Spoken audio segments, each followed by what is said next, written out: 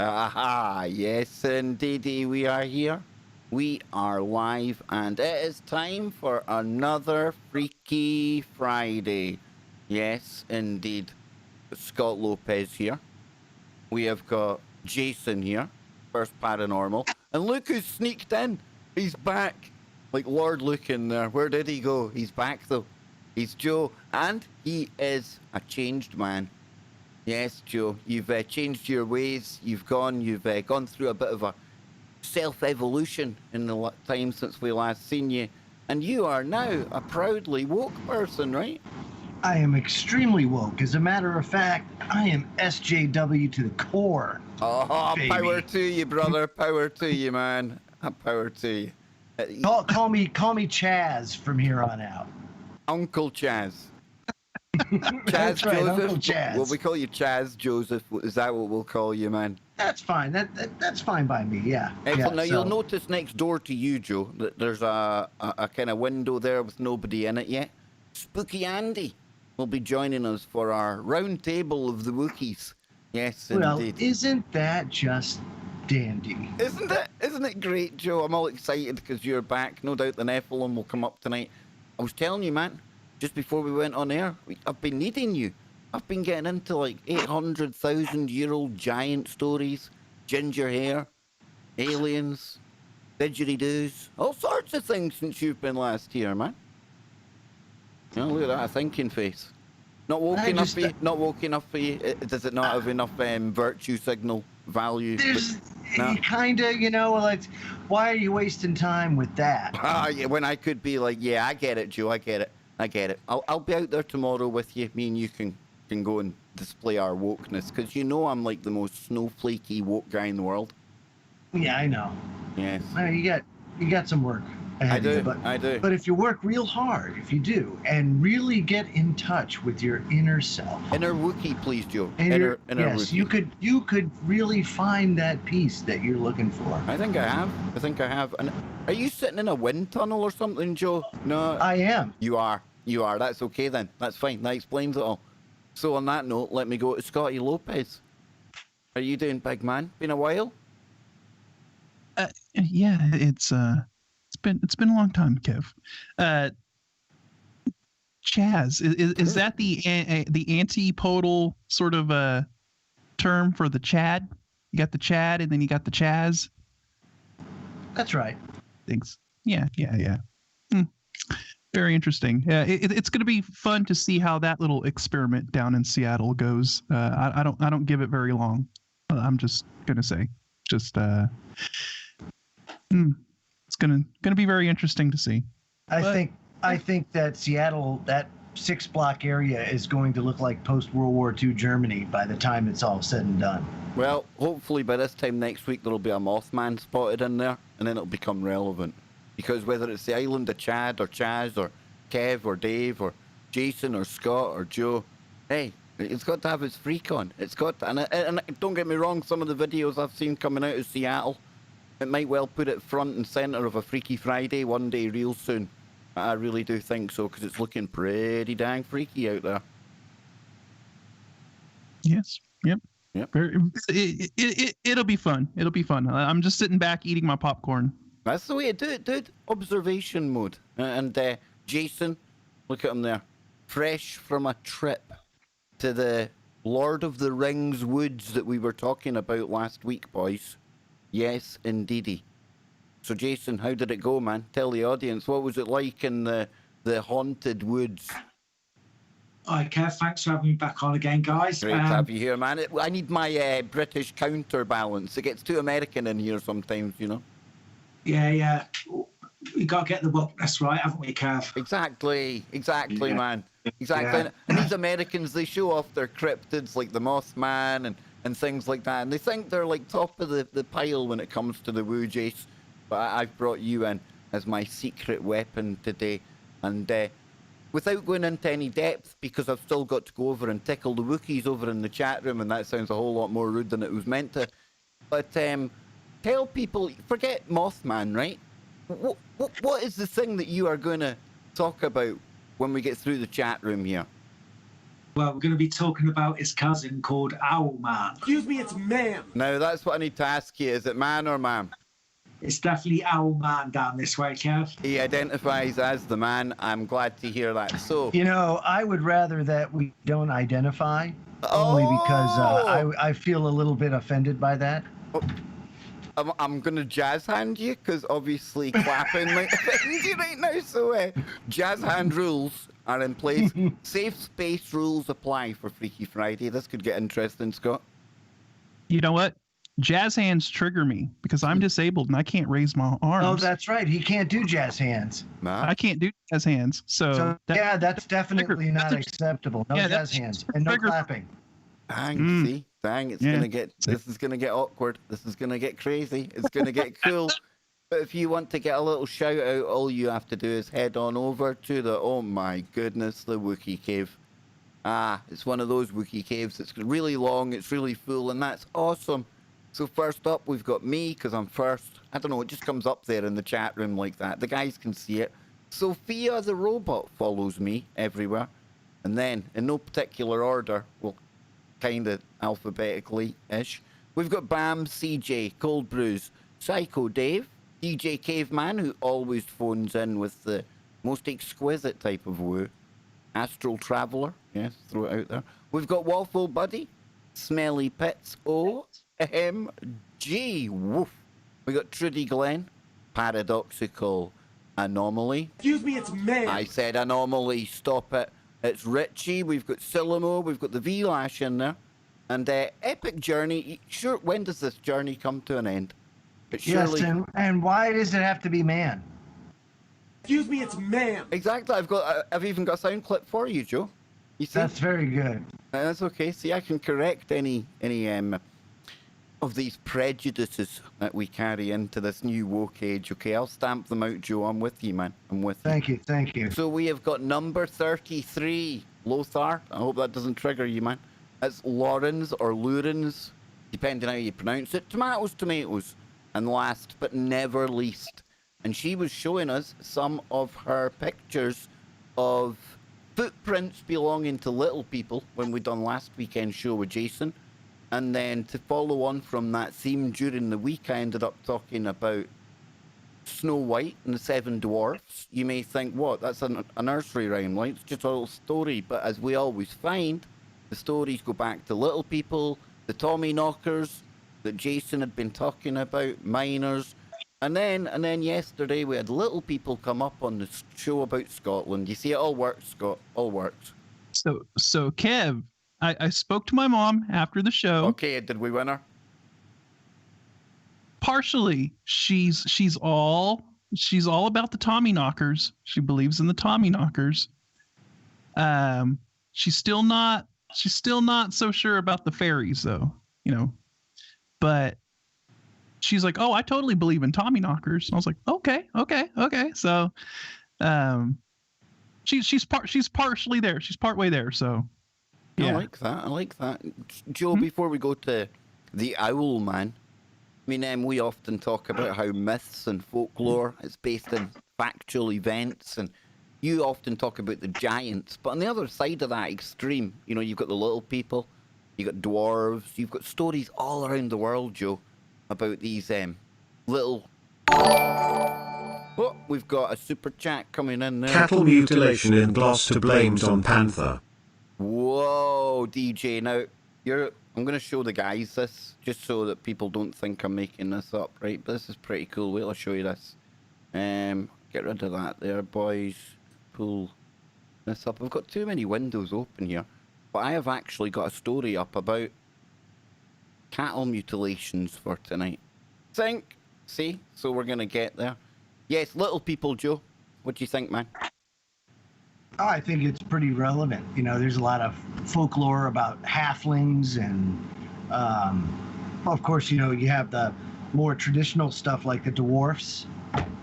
I'm totally into it. And I definitely think that elves, the elven race, all that, there were different races that existed on this planet that just don't anymore for whatever reason, you know? So I'm totally for it as far as there being other races or species that existed We see things go extinct all the time. Why is it out of the realm of possibility that there were other intelligent life on this planet, you know? I don't know. I don't know why it's so difficult for people to grasp. Very well said, brother. Very well said. So then, let us go on our magical tour of Woo, and we'll start with Jason with the Owlman. What on earth's name have you sent us? Because I even showed Scott when I first connected with him today. I'm like, look at this thing, dude. I've never heard of this. And we've got the Mothman. Everyone's heard of Mothman. John Keel, you know, he built a kind of career on the back of the Mothman and breaking all that down and his prophecies about it in the book. But the Owlman? Yeah, Kev, I only found it today, funny enough. As you know, I was struggling for local stories because, as I said before, they all seem to be linked with hotels or travel advisors or newspaper reports, and you can never get down to the real story. So I went to our last hope, which was Mysterious Universe, and I just wrote Cornwall in, and it come up with the Owlman. So I looked into it a bit more, and I'm actually going with the story that's from CornishBirdblog.com. And the reason is because there's sketches from the children who've seen it. So if I start with the story, I'll carry on and read it. It says, most folklore tales date from hundreds or even thousands of years ago. They seem entirely distant from our modern lives. But one such story from the village of Mayan Smith near Falmouth is much more recent than we're used to. It's also one of the oddest folklore tales that I've ever heard in Cornwall. It's time to meet the Owlman of Mountain Wood, I'd say. Well, the Owlman needs a sound effect, Jason. You can't just like roll out the Owlman and just nonchalantly drop a new cryptid like that into the mix, you know? So, as you can see, where I'm just about to read, there's a sketch that one of the children done. So it says, in 1926, the Cornish Echo newspaper reported that two boys had been chased by what was described as a very large and ferocious bird. The terrified boys had managed to escape and took cover behind a large steel grating. And that's one of the witness images drawn by the children at the time. So that it goes on to say, if this had been the only sighting of this strange creature, it could have been put down to overreactive imaginations. But it was the only one of first of several appearances of the half-man, half-bird, which became known as Owlman. So, avian humanoid hybrids are common in folklore all across the world. They can be found in Egyptian, Hindu, Greek and Japanese cultures, among many others. So there's some more sketches there. Wait, hold it there, Jason. I mean, hold it there. Right? You catch that, guys? That was like Hindu. What else did we have in there, Jason? Japanese. Well, I mean, that's like, we're getting like a kind of diverse spread now across the planet, ain't you? Exactly. What I always talk about, right? Once you start seeing a commonality among cultures around the world, you know, experiencing the same thing or talking about the same thing, then there's definitely got to be something to it. You know, very interesting. So then it goes on to say about 1976. So I'll read the next bit before then. I'll read the kids' statements. It says, the first sighting in the 1920s attracted the attention of surrealist painters Max Ernst and Lerona Carrington. The couple visited Mayan in 1937. They are said to have performed rituals to try summon up the half-man, half-bird they called Friantha Frope. The Owlman featured heavily in both their artworks for the remainder of their lives. Then it moves on to sightings in 1976. The next reported sighting in 1976. So wait a minute, they heralded the birth of Kev Baker. I see there was one here on the 4th of July. That was obviously an omen marking my birth 12 days later. Not that I'm a narcissist or anything. No. It says here the next reported sighting came some 50 years later in April 76. The two witnesses described an abnormality, large bird resembling a giant owl flying over the tower of the 13th century parish church in Mayan Smith. The two young girls who had been camping in the woods nearby were attracted by strange hissing sounds. They described the huge bird as having red eyes and strange claws, shaped like two blacksmith's pincers. Hang on now, red eyes, Scott Lopez. Come on, man. As a fellow expert in the Mothmanology, I mean, this is definitely a common trait that we see with its cousin I'm seeing a lot of commonalities between the Owlman and the Mothman, and like one of the other commonalities as well is this thing doesn't seem to have a neck either, just like the Mothman. You know, it's just like a body with a head on it, and if you look through those other pictures and stuff, you just see that there is no. I mean, if I was to look at that, Scott, and somebody said, "What is that?" I'd go, "Easy, Mothman. Color the eyes red. That's Mothman. Easy." So is it like skunk ape, Bigfoot, Yeti?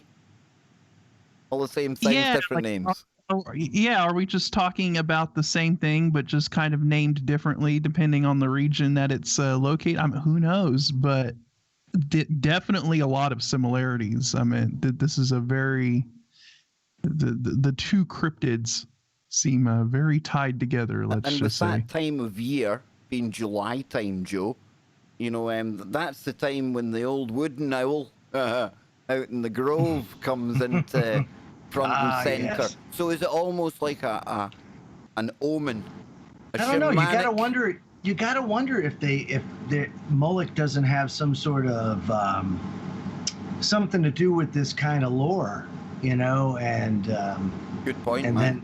then, you know, if it's not somehow derived from that. So is because it Moloch, you notice that all of these things have similarities, right? And I always bring it back to the scattering of the languages, that before the languages were scattered, everybody was able to basically communicate with one another. And then after that, you have variations of the same stories being told, but there are now differences because of languages, because of years that have gone by since these entities or creatures or beings inhabited this planet. And now, I mean, you have all these variations of the same story, but I don't know. I think people are starting to see that now, Kev, where you have things like this, you know, the Owlman and Moloch, and people are putting two and two together and figuring this out, that holy crap, you know, this all comes from the same place and the same time frame, or, you know, that they were passed down via the oral record or whatever. It's just crazy. That's what I'm kind of enjoying doing, you know, gathering all the oral, like, traditions and stories from all around the world, from Australia down under all the way up to, we've got Kevin in Minnesota that comes on and gives us that flavour of that culture as well. And you see a lot of commonalities. And like I was saying to you, Joe, I could have done with you a few weeks ago when there was ginger giants kicking about down in Australia a good few 100,000 years ago. But it's weird because all this weaves into the same story.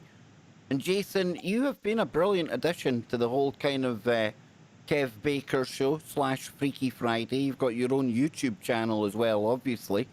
Because I'm going to start bringing the Scottish stuff, and you're right down there on the south coast of England. And you're unearthing a lot of things that I've never heard of before. You're even finding stuff you've never heard of, dude. Yeah, exactly, Kurt. It's really interesting. And I urge every one of the listeners, when they're finished, just spend 5 minutes and write your town in and see what you can find out. Yeah, and I have a question for you guys. How come so many Irish expatriate out of Ireland? That's what I want to know. And then they go to Scotland. Well, and I've got a England. question for you, Joe, because my mum is asking, is Joe growing his hair out, or is it like a toupee he's got on? No, it's called a COVID cut. All right, I got you right. Is it the comb over? Dude, you should go for like the pure slick back look like me. It's kind of, I don't know, very 70s, I think. Can I be honest with you? I normally do, but it being the evening and not. Are you trying to say it's you time didn't, to you trying time to to say you let the didn't hair put an down. effort in for Freaky Friday? No, What? I'm saying it's time to let the hair down on Freaky Friday. That's if you know. okay then, dude. That's okay. That's okay. Joe turns into Joe Ma'am on a Friday. Yes. But anyway, Jason, come on, man. Tell us more about the creepy owl. So the girls are camping with their parents. It's in 76. It says here the two girls were June 12 and Vicky 9, Mellin. They and their family were spending the Easter holiday in Cornwall from Preston in Lancashire. But they were so frightened by the incident that they cut their family's holiday short by 3 days. Then it says their father gave Father Don Melling gave a sketch that he done to someone called Tony Doc Shales, who I'm assuming is the bloke who investigated it. Listen, So anyone with picture. anyone with Doc as the middle name is an instant authority on whatever he says he's an authority on. Adding Doc in gives you that gravitas, Jason. You should know that. Look at the grifters on YouTube. They all add doctor to their name, you know? So this one's a bit more interesting because this time it's children and their parents that have seen it. So there's 4 of them this time. And then it goes on to say there was another sighting 2 years later, so that'll make it 78. At first, the witnesses thought that someone was playing a trick on them, that it was a person dressed up in a costume. Again, they described their abnormality, large bird, silver grey in colour. They only realised that it wasn't a trick when they saw the creature fly up into the air and disappear. After it flew away, they said there was a strange static noise coming from the trees for some time afterwards. Oh, that's quite interesting. That is quite. You mean, Scotty? We've talked about the mist aspect a lot, and I think in that story as well. Remember the one where the guy ended up, the hairy hands tried to pull him through into another realm on top of a hill. He mentioned the static, and then when I was reading the stories on Scotland last night, right, it's never dawned on me, but Scotch mist. You see pictures of Scotland and the glens in the morning. Scotland, our country is naturally covered in mist. And then I wonder why it's a paranormal hotspot. I mean, there's a lot of stuff to that, right? I mean, you're on an island, you're surrounded by water. It's my island. And that was Irish before you say anything, Joe. That's what they sound like. Yeah. So what you're saying is because it rains, you have a propensity for the Owlman and other creatures this? What we're saying is, since you've been skiving for about 10 months, right? The stories that we've been covering lately have got a commonality. And there seems to be a mist or a fog anytime that you're about to get one of these strange events, whether it's the Bigfoot, whether it's the Mothman. And I also hear cold. It gets colder. Well, over here it would, yes, absolutely. Not so much of course probably over there. The little kind of I guess you could say theory that we were kind of talking about when it relates to this is, first of all, water can hold information. Water holds memory, right? And so when you have an elevated level of humidity, say a fog or a mist surrounding you, then you're basically surrounded by water. You're in a cloud. And then not only that, I was bringing up also that perhaps because you're essentially in a cloud when you're in fog and mist, it's basically a cloud that forms at the surface level. Is there some electric charge? Lightning comes out of clouds, and I'm not aware of lightning actually, occurring inside of fog, but I would say that there would be an elevated level of electrical charge inside of a fog or a mist. And so what does that do whenever you have these energy levels kind of spiking up? Does that sort of boost the maybe if there's a natural vortex or a natural energy aspect, in that area, and then all of a sudden you get fog rolling in? Does that kind of enhance anything that may want to phase in and out? Who knows? But there does seem to be this commonality between, spooky forests, fog, mist, pipe all organs. Yeah.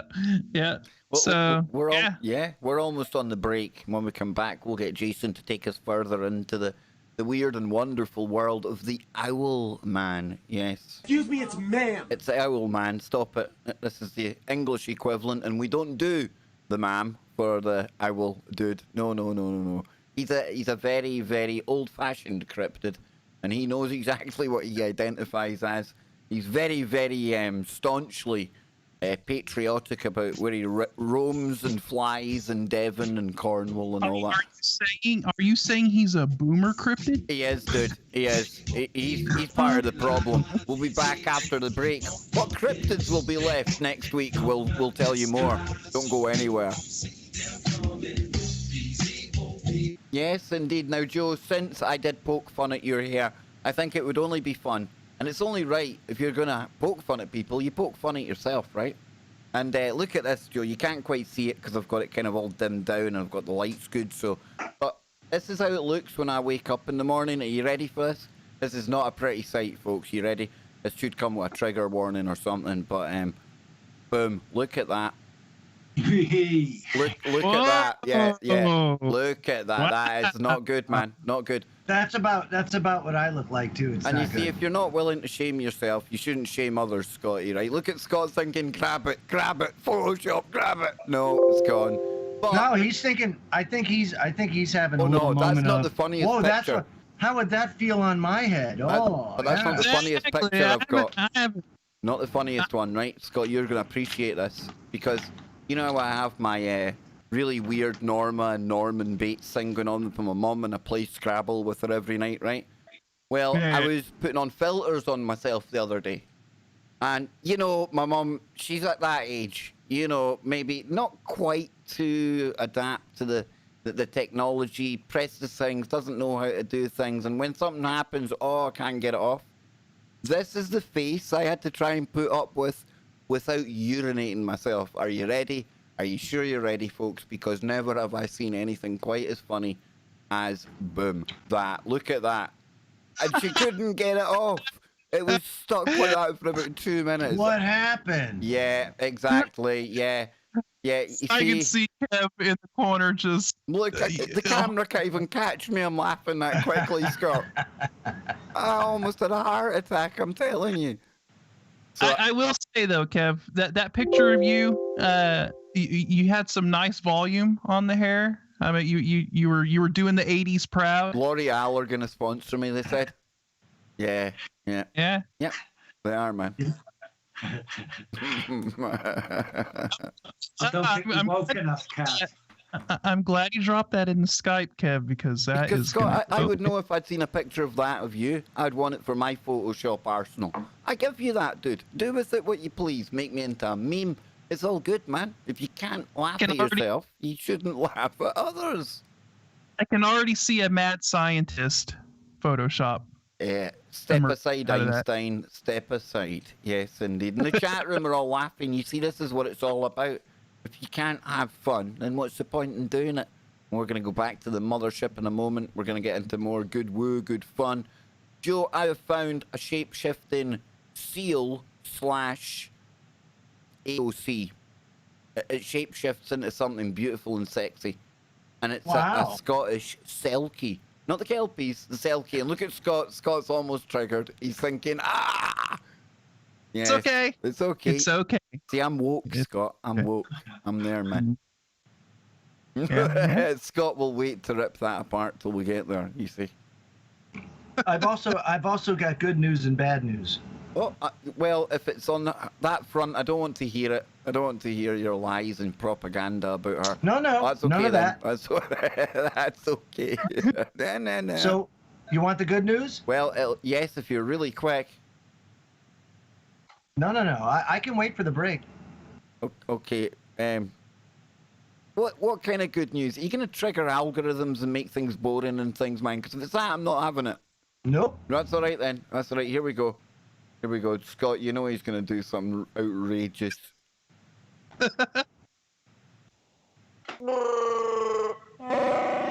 there is the cry. That is the worst Wookiee gargle ever. Oh, that's good, because the guy that made the Wookiee gargle will be sitting next to you in about half an hour's time, and he's a big boy. He's got big hands, Joe. We could That have a is fight. the worst Wookiee gargle. What the hell was that? That is a sexually excited Wookiee. Wow. Ah, yes, indeed. Boy, we really set the bar low for that, don't we? So before we get into the Owlman again, Joe, breaking news. What have I you got have for good us, man? news, Oh, goodness and I me. have bad news, okay? What is it, Joe? What is it? Now, I know, of course, everybody out there has been suffering for a while, and it's been kind of boring and all that stuff. Well, guess what? Now that the world is opening back up, did you know that if you do good, and when I say that, I mean doing good, that you actually live longer? Oh, That's right. Volunteering may add years to your lifespan. That means that being woke actually improves your overall well-being and adds years to your lifespan. So that's why I think that everybody should go out there and plant a tree and perhaps even serve food to the homeless, or volunteer your time for the greater good. Give out vaccines. What else could we do? Oh, there's all sorts of stuff you can do. But anyway, if you volunteer, you will live longer. So get woke, my friends, get woke. But I got bad news, you see, because even if you do this volunteering and even if you live longer, well, the bad news is, according to the Sun, the Mayan calendar was wrong, and the world will end next week. So, well, you see, don't- Joe, there's an important lesson here. There's an important lesson here, okay? If it wasn't for the fact that at one point in the past, at the changing of a guard, the changing of one age into another age and the handing over of stuff back in the day, you know, when you go ripping up all of the manuals and you go tearing down all of the calendars and stuff like that, then it's inevitable that 5 idiots, or 4 right now, we're going to have a 5th one coming along, will end up one day having to speculate endlessly as to the actual date of a calendar. And the reason that there's a lesson to be learned there is because it's kind of appropriate for the times that we're living in as well. You should always kind of be careful what history you obliterate along the way, or else you're asking for it 2,000 years in the future when, again, we all congregate as different spirits, different souls. And we make sense of, but we can't make sense of it, Scott, because they removed everything up, but that his That's nose right. is missing. Ah, you see. Well, it's funny Joe brings that up, because didn't I say that, I think last week? I said, wouldn't it be funny if, like, some guy forgot to dust off part of the Mayan calendar and was like, oops, hey, 2020! You know, nice. there was actually another one I done during the week, and it's called the Fiatos, or Fiatos. It's a Greek disc, and nobody even knows what it's meant to signify. That they can't work out what cycles it's doing. It's something like a 240-day cycle, and then there's other ones encoded into it, but nobody has any clue who made it. They say it's a couple of 1,000-year-old. They don't know what it's meant to mark. And yeah, pretty crazy kind of woo. But that Mayan calendar date, listen, well, I bought the t-shirt. I bought into it. I was getting ready to dig myself my own bunker. But hey, here we are. And I've got a pile of t-shirts like that in the cupboard. Lived through a lot of these things. But I'm pretty sure there was a few people at the time, and scholars, there was some books that even said, don't be looking for it like to wake up on the 22nd of December 2012 and everything different. More of a progression going across this galactic plane. And Scotty, who knows, maybe looking at 2020 right now, who can argue that perhaps it's a more accurate kind of interpretation of that Mayan calendar, right? Yeah, I mean, this is something we've been talking about for a while, and it, you know, of course, I joke around about the date and stuff, but really, I think it's more of just a sort of it's a demarcation line of phasing in or moving into a new age, and that there's great change that is going to occur, and we've been slowly entering that, but it's going to happen at kind of an accelerated pace as time goes on, right? Kind of like an exponential curve of craziness. So that's what I think about that whole situation. It's not like the end of the world. It's just, it means that there's going to be a lot of change that occurs. We're phasing, we're moving into a new cycle. You see, you triggered Joe there. He's been informed in his hiatus that me, you, Jason, our parents, we're all to blame for it being the end of the world, and that's why he's gone all woke. You've gone and triggered him. Look, he's got climate anxiety. Jeepers creepers, Joe. You need some you need some love. You do, man. You need to come back and join me some nights on KBS and things and vent. You need to get it out of your system. You need to purge it all, Joe. I think so. I think you do. No, honestly, I'm almost insisting that you do. But we can get into that. I think that this whole 2020 thing is, you're spot on. Look at how crazy it is. Ah, Joe, I know. It's like you were telling me something about another story going on today. Dude, we're on the same page. You know that. You should know that what you're thinking, I'm putting out there. And yeah, we've got our ways of explaining exactly what's going on right now. And I laugh and I joke about the woke brigade, but that's a weaponized cult. A full generation that's been indoctrinated into a really dangerous end of days cult. And wow. Observation mode is assumed. There'll be more to come on that in the future, because tonight we're going back to Jason and the Owlman. Hooty hoot. Excuse me, it's ma'am. You of all people should have known that, Joe. But Jason, take us back into this. This is interesting, right? Because you would think after 1,300 plus shows, there's not much new I could come across, but I've never heard of the Owlman. Never. Yeah, that sounds cool, but is it like is that like just, is it the Owl Man, like as in cool, it's just an owl, or is it the Owlman? I think it's just the Mothman. I think we need to reterm this the Mothman. It's the same thing. Although if it's Moloch, then it could well be more appropriate, and I wouldn't want to mislabel it. So we have to be really particular. This is why I'm kind of narrowing down on what we call this, Scott. I mean, come on, we've got to. We can't, like, mislabel the dang thing. Cryptid lives matter. I don't know. Until the Owlman comes out and personally... Excuse me, it's ma'am. It just came out. It's official. And lets us know what he identifies as. I mean, we're just going to have to lump him in with the Mothman. Yep, that's where he's going. Yep, you're in there until you can specify yourself more clearly, you pesky cryptid. Scott, not Scott, Jason. I'm having good fun tonight. Joe's back. Look, it's great having him there. Look at all hairy Joe. And Jason, back to you, man. Right, so it says there was a further sighting in 1989, and then 6 years later, the witness this time was an American tourist. She described the Owlman as being at least 5 foot tall with huge claws emanating from its vast wings. Can you imagine that when you go home from holiday back to work? Anything interesting happen on your holidays? Well, he kind of came across a 5 foot owl, big claws, red eyes. Holy bagoli. Eh?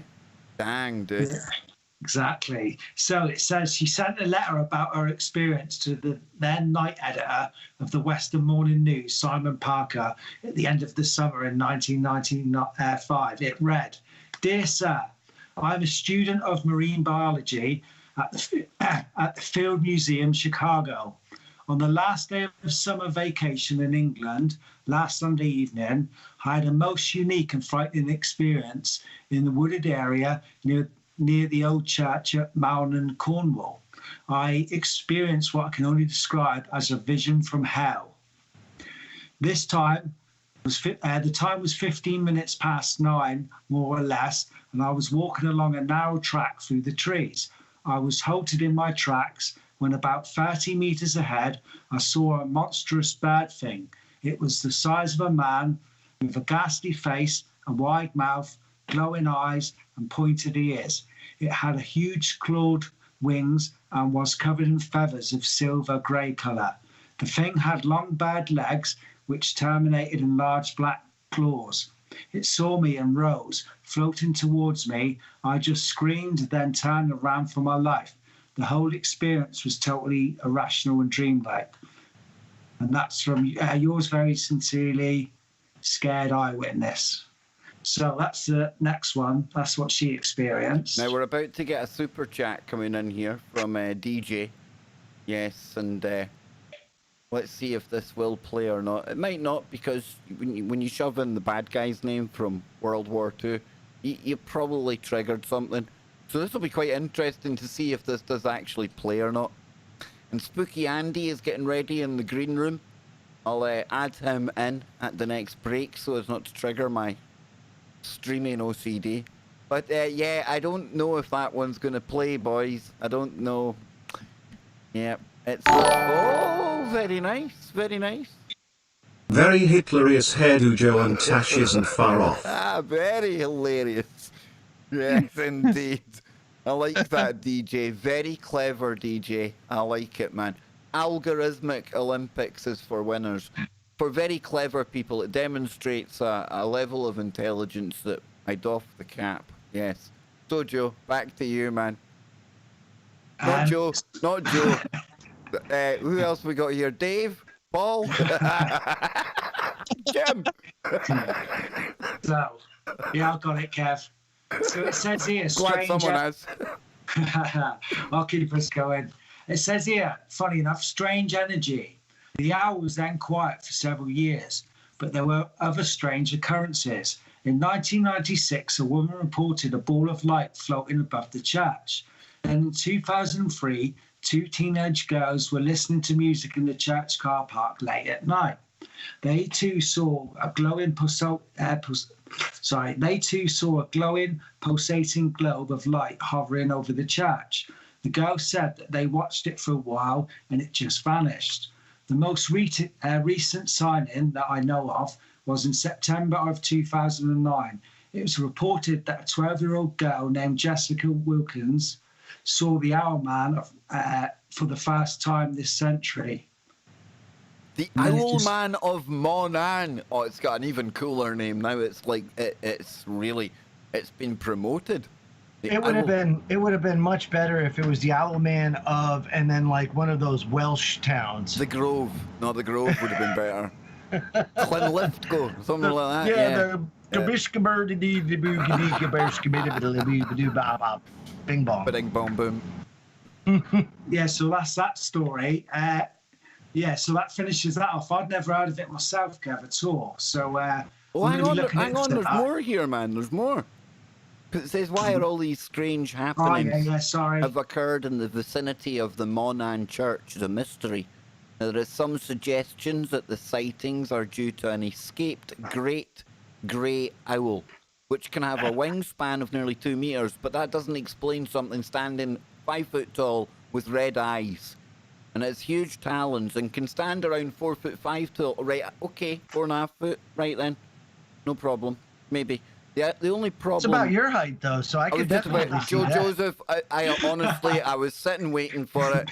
I was waiting for it. Yes, indeed. Me and him would make good friends. I get it, Joe. Dick. The only problem with the theory is the length of time over which the Owlman has been seen. Another theory is that the stories have something to do with the church standing in the centre of an ancient earthworks. Now that's interesting.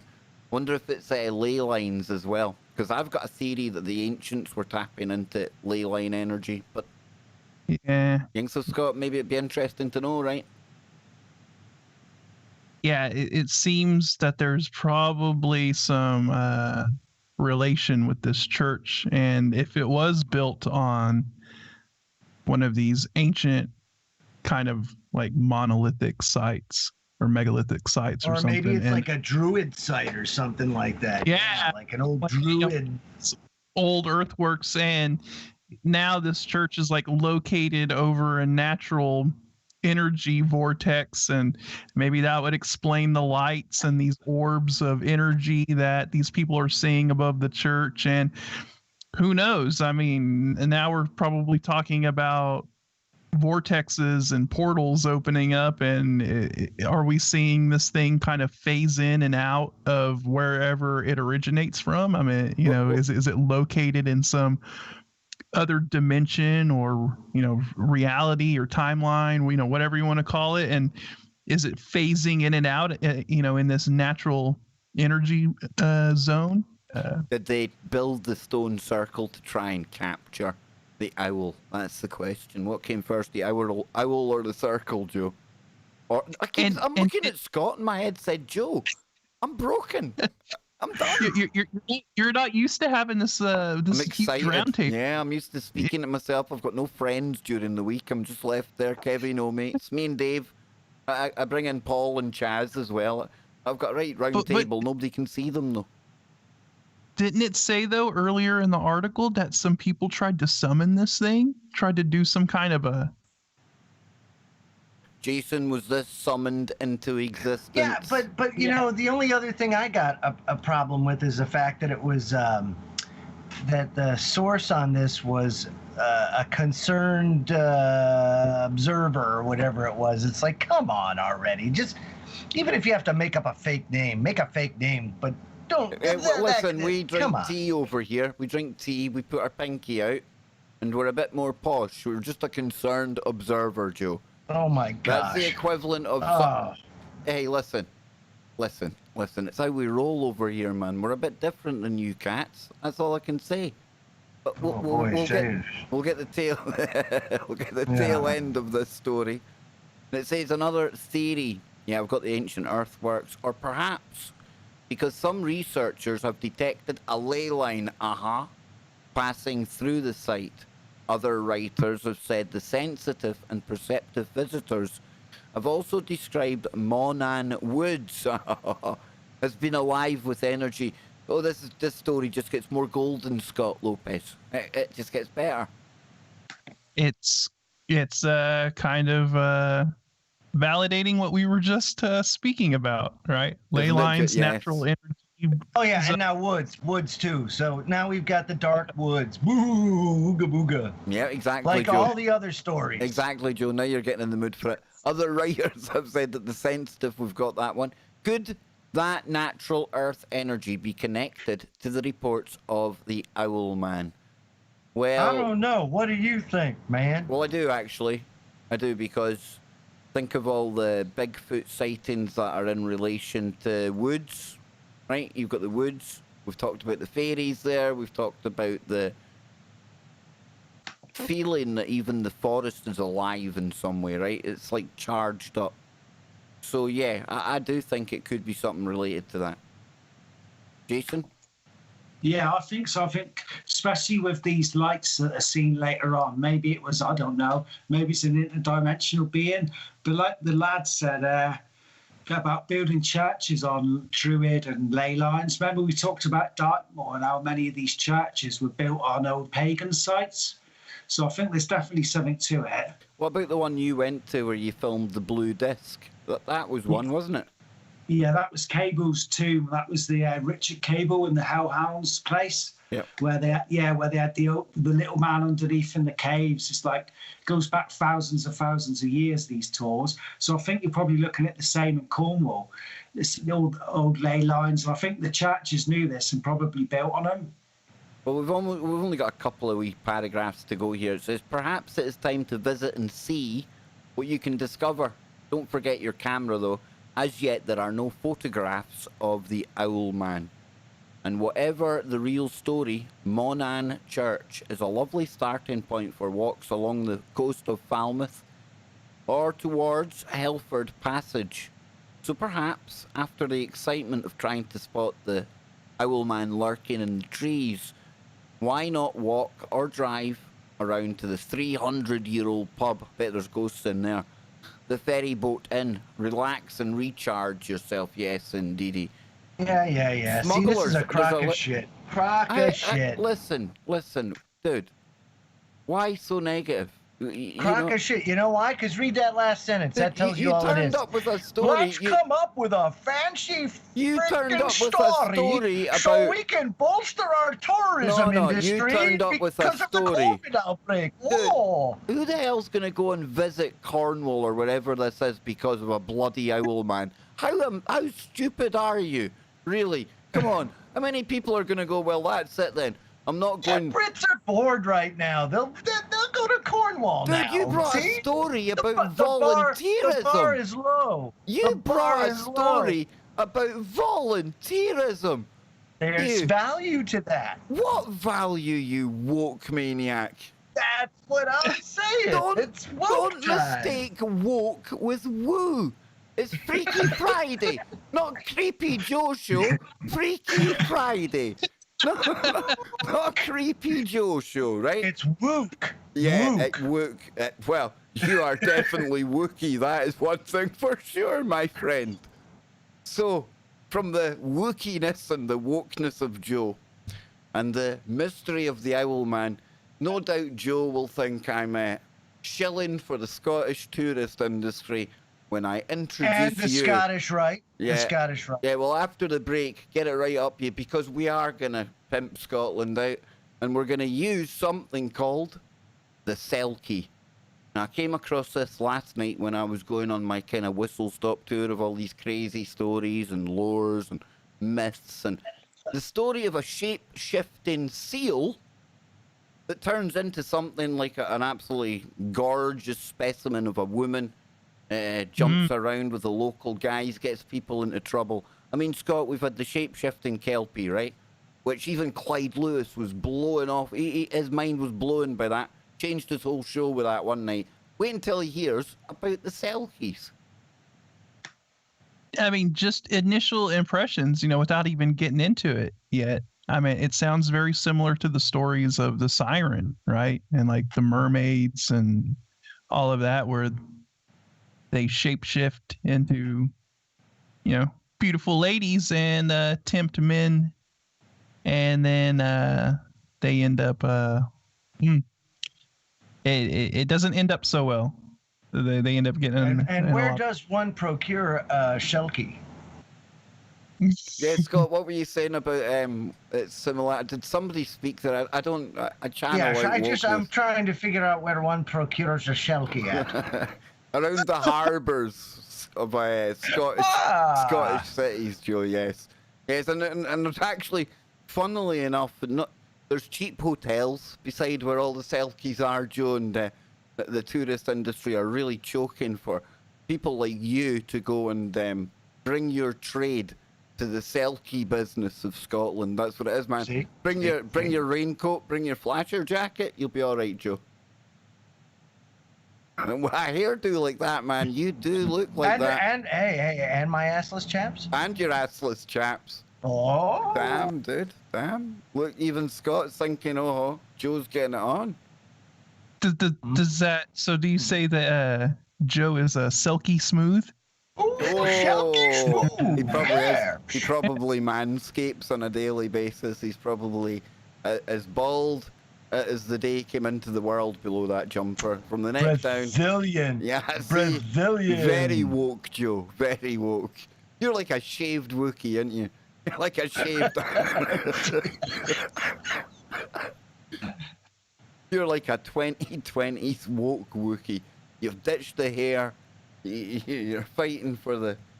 It sounds like you're actually championing the cause of the Selkies. Is this what you're going to use as your virtue signaling bait moving into 2020? Absolutely. That's going to be your cause. You're going to white knight for the Selkies. Brilliant, for the man. Selkies. Yeah, yep. Brilliant. Selkies. Selkies live matter. They do, dude. They do, as do ancient aliens. And As do ancient. yes, I'm still here, folks. I haven't been cancelled yet. Even that SJW seen the error of his ways. He's probably having a severe word with himself. But when we come back after the break, yes, I'll get into the shape-shifting Selkie. Now, like I say, no joke, this is something I don't know too much about, but I found a really interesting article about it today. And Again, where do these stories come from? Are they the figments of somebody's imagination? I think not. I don't think so. And when we come back after the break, in between Joe trying to derail me, which can't happen anymore, it just won't happen anymore. Maybe in the second half, you never know. He might find a way to trigger me. Well, that'll be something to tune in for anyway. But we'll come back. We'll get into that. Scott's got some local hauntings, I think, in his area. Spooky Andy will be with us after the break as well. Hopefully he can punch Joe because he mocked his keep your mind. not that one. No, I've got the wrong buttons and Keep everything now. for the We'll be wound. back after the Not break. to the All right, point we'll be where your back. brain We'll be back. turns to black goo. See what you do to me, Joe. And you can't be derailed. You Jesus. see what he does to me. Now that's the soundboard. The soundboard regularly derails me. It does, and it can go horribly wrong, especially when you've got Derek Akora on there, Mary and Richard. It goes horribly wrong. You know what I'm on about, Jace. You've heard it before. It's inappropriate, and when you play it at the wrong time, dang, does it emphasise its inappropriateness.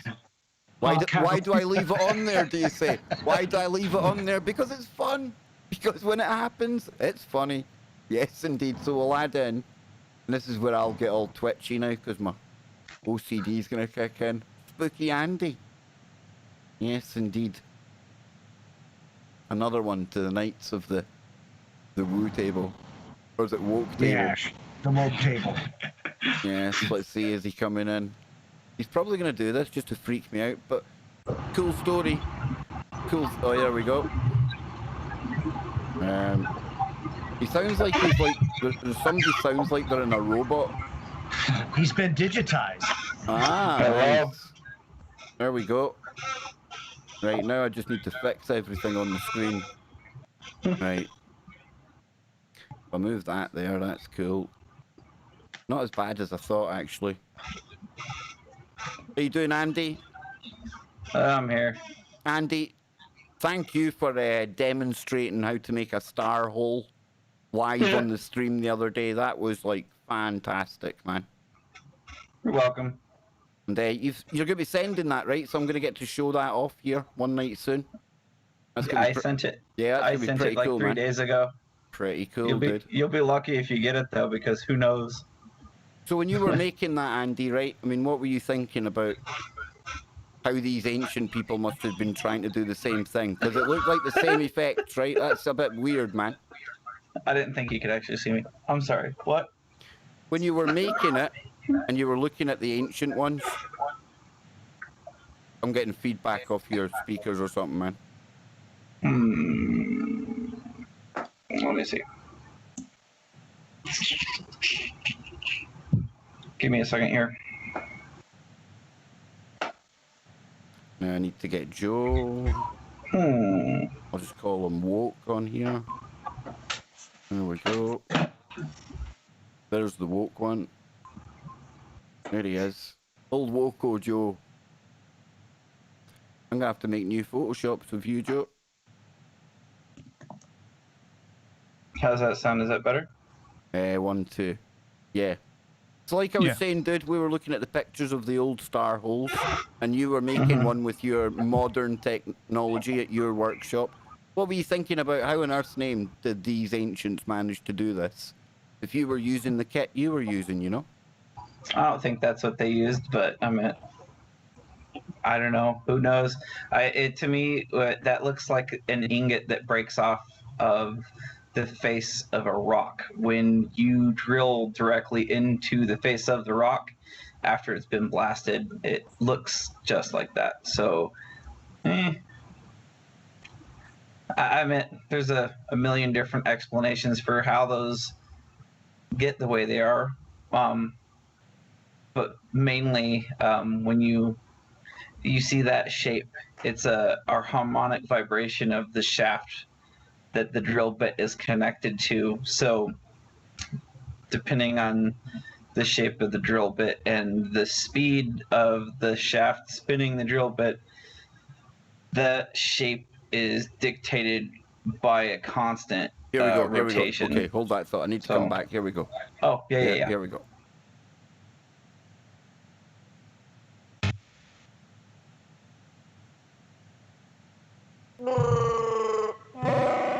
Welcome back, ladies and gentlemen. Hour number 2 on Freaky Friday. That Wookiee noise there was by our good friend, Andy. And Andy is now with us. And Andy, I just want to tell you that Joe Joseph said that's the most pathetic That soy. was the most horrible, horrific soy Wookiee I've ever heard in my life. I dare you to do better, sir. Oh, I could never do better. That's why I don't even attempt it. I see how you are. I see how you are. See, there is that then. See, that was a good answer. Good answer. But yes, Andy, of course, was listening into one of my streams during the week, and I was looking at these crazy things called star holes, and there was one in Norway. Our good friend Sid, he's in Norway, never heard of it. And it was cool. It was one of these kind of ancient mysteries. How on earth's name did they do that? And there's some modern ones, granted. But cutting granite, Joe, like a star-shaped hole, and then you've got like a rifling effect. And this is like crazy. I'm sitting there talking about it, looking at it, and then Andy starts sending me videos. And he says, You're talking about those carvings that look so precise and just too... I don't know, too complicated to have been done back then or whatever. Is that, or you know what I'm talking about, like the ones down in South America? Talking about that. Talking about these things. Yeah. There's some in Norway. That one there's actually near you, Jason. That's in Dartmoor. But then Andy came onto the show. He used his modern equipment, and he managed to do exactly what we see there, all the effects, everything. But that was the question, right? That's cool. Andy can do it with a computer, a ruby, and water going at 80,000 psi. Awesome. But how the heck did they do that back in the day then? How did they achieve that same result, you know? Yes. Like, I don't know how much of that you guys were catching when I was saying it, but that in particular is caused by harmonic vibration in the shaft of a drill bit. Shaft. Oh, I get it. So, and you said you're using a ruby for that? No. The one I did, I don't know if Kevin has a picture of it. Yeah, I probably won't be able to get it right now. Well, I just drew the shape in AutoCAD and then imported it into a program that I use to use our water jet system at work, and I cut it out with high pressure water and garnet. Oh, cool. And it's what it is so there's a pump called an intensifier, and it takes like your water pressure from like, you know, your water source. So like commercial water in most typical places is right around like 50 to 80 psi coming into a commercial building. So it'll take whatever that is, and it condenses it down from, the size of, I don't know, your typical water line's about 1 inch of water pressure at whatever, 70 psi. And you send it through this intensifier pump, and it reduces the size of the water, like the volumetric pressure in the water, to create a much higher pressure. So it's, just like any type of hydraulic pump. And vis-a-vis, it runs through 2 parallel lines on both sides of this pump, and a shuttlecock style pump just slams back and forth, and it sucks water in both sides and excretes it at like 50 to 60 to 70, 80,000 psi. And then that goes through what they call an orifice that's made out of a ruby. And that ruby takes that, ours is like 80,000 psi, and shoves it through. Hey, you found it. And it shoves it through. It shoves that 80,000 psi through a ruby hole, or a hole inside of a ruby that's like smaller than the thickness of a piece of like standard like spiral notebook paper. Like that's how thin the hole is in the ruby, and then as it goes past this little mixing chamber inside the cutting head of this machine, it creates a venturi that sucks garnet, which is basically what's stuck to sandpaper, and it mixes the water and the garnet together inside this little venturi and comes down through a nozzle, and that creates basically like a laser focused beam of water that is literally like the thickness of a piece of paper. So it's a CNC machine then?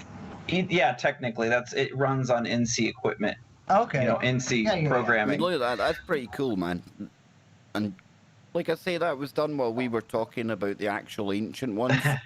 Probably one of the most cool streams I've done. Honestly, can't thank you enough for that, man. Can't wait to get my hands on it as well. That's pretty cool.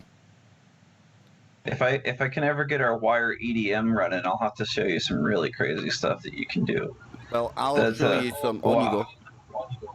I was just saying that the wire EDM is like a totally different type of machine, but like it's basically the same thing as what we're doing with when I did that rock thing. But a wire EDM can a machine match parts to like almost like how do you say this? Within a 00 or 0.0001 in measurement next to another part, like you could. That's a very very fine amount of detail as far as machining. Yeah, it's hard to get down into those numbers. It's really hard to get into those numbers. But we have one. I just haven't bothered to try to learn how to use it yet. Yes. Well, when you do, get busy with it. But Scott, yeah, reproducing ancient holes with modern technology. Again, it makes the mind go, well, what did they use back then? Exactly. That's the whole point of this, right? If it took Andy to use he described the technology behind, what he needed to do to cut that shape. And then now we're talking about ancient man. And supposedly they only did this with crude tools and whatnot. No, I'm not buying it. They definitely had access to some kind of technology that allowed them to cut these precision holes like that. So, yeah. Yeah, pretty cool, man. Pretty cool. And I don't know, maybe ancient stuff will come up later on in the show. I know Scott's got Woo. I know Jason's got another one. I know I've got the Selkies that we're going to get into in a moment. But that ancient stuff, I don't know. I just love to kind of get into all of that. It just makes your imagination go wild. And I don't know whether we're getting closer to any of the answers that we seek, but dang, it makes for good woo along the way, I'll tell you that. And talking of good woo, Selkies, shape-shifting seals that turn into really good-looking Scottish women. I know that sounds like some kind of anomaly in itself. Anne's got her headphones in, or I would have got a shoe there. But honestly, it can happen, Jason. And it happens with the Selkies. So it says, Selkies, sex, and the supernatural. So why do Scots seem to have such an affinity with the supernatural? Scots literature and society in general is characterised by an awareness of the other in our environment, our history, ourselves. No accident that it was a Scot who wrote Jekyll and Hyde.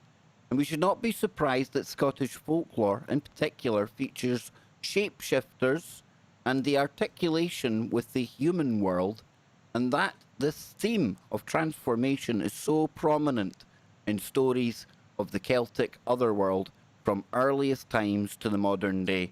So let's take a look at one very specific example. A splash, a sinuous ripple, eyes looking at us from the sea, a Selkie. So shapeshifters such as Selkies not only transcend the limits of the body, they also transcend liminalities. by functioning on both land and sea. Very early folklore suggests that they were not always the gentle spirits of the sea they now appear to be, and were closer to dark entities like the Finn folk and the mer people. However, seals are visible sea creatures.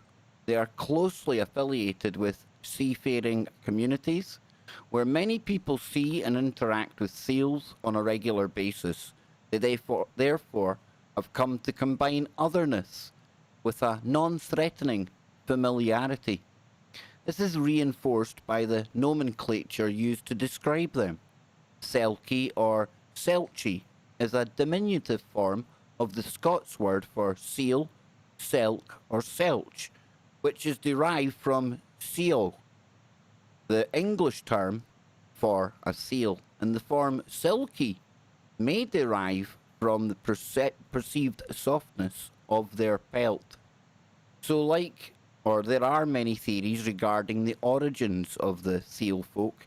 It has been suggested that the Selkies may have been inspired by people such as the explorers who wore heavy furs and visited the Orkney. Now this might explain why the Selkie tales are so prevalent. Now Scotty, let me come to you on that one first up. Somebody dropped out the camera there, I don't even know who it is. I'll fix that in a minute.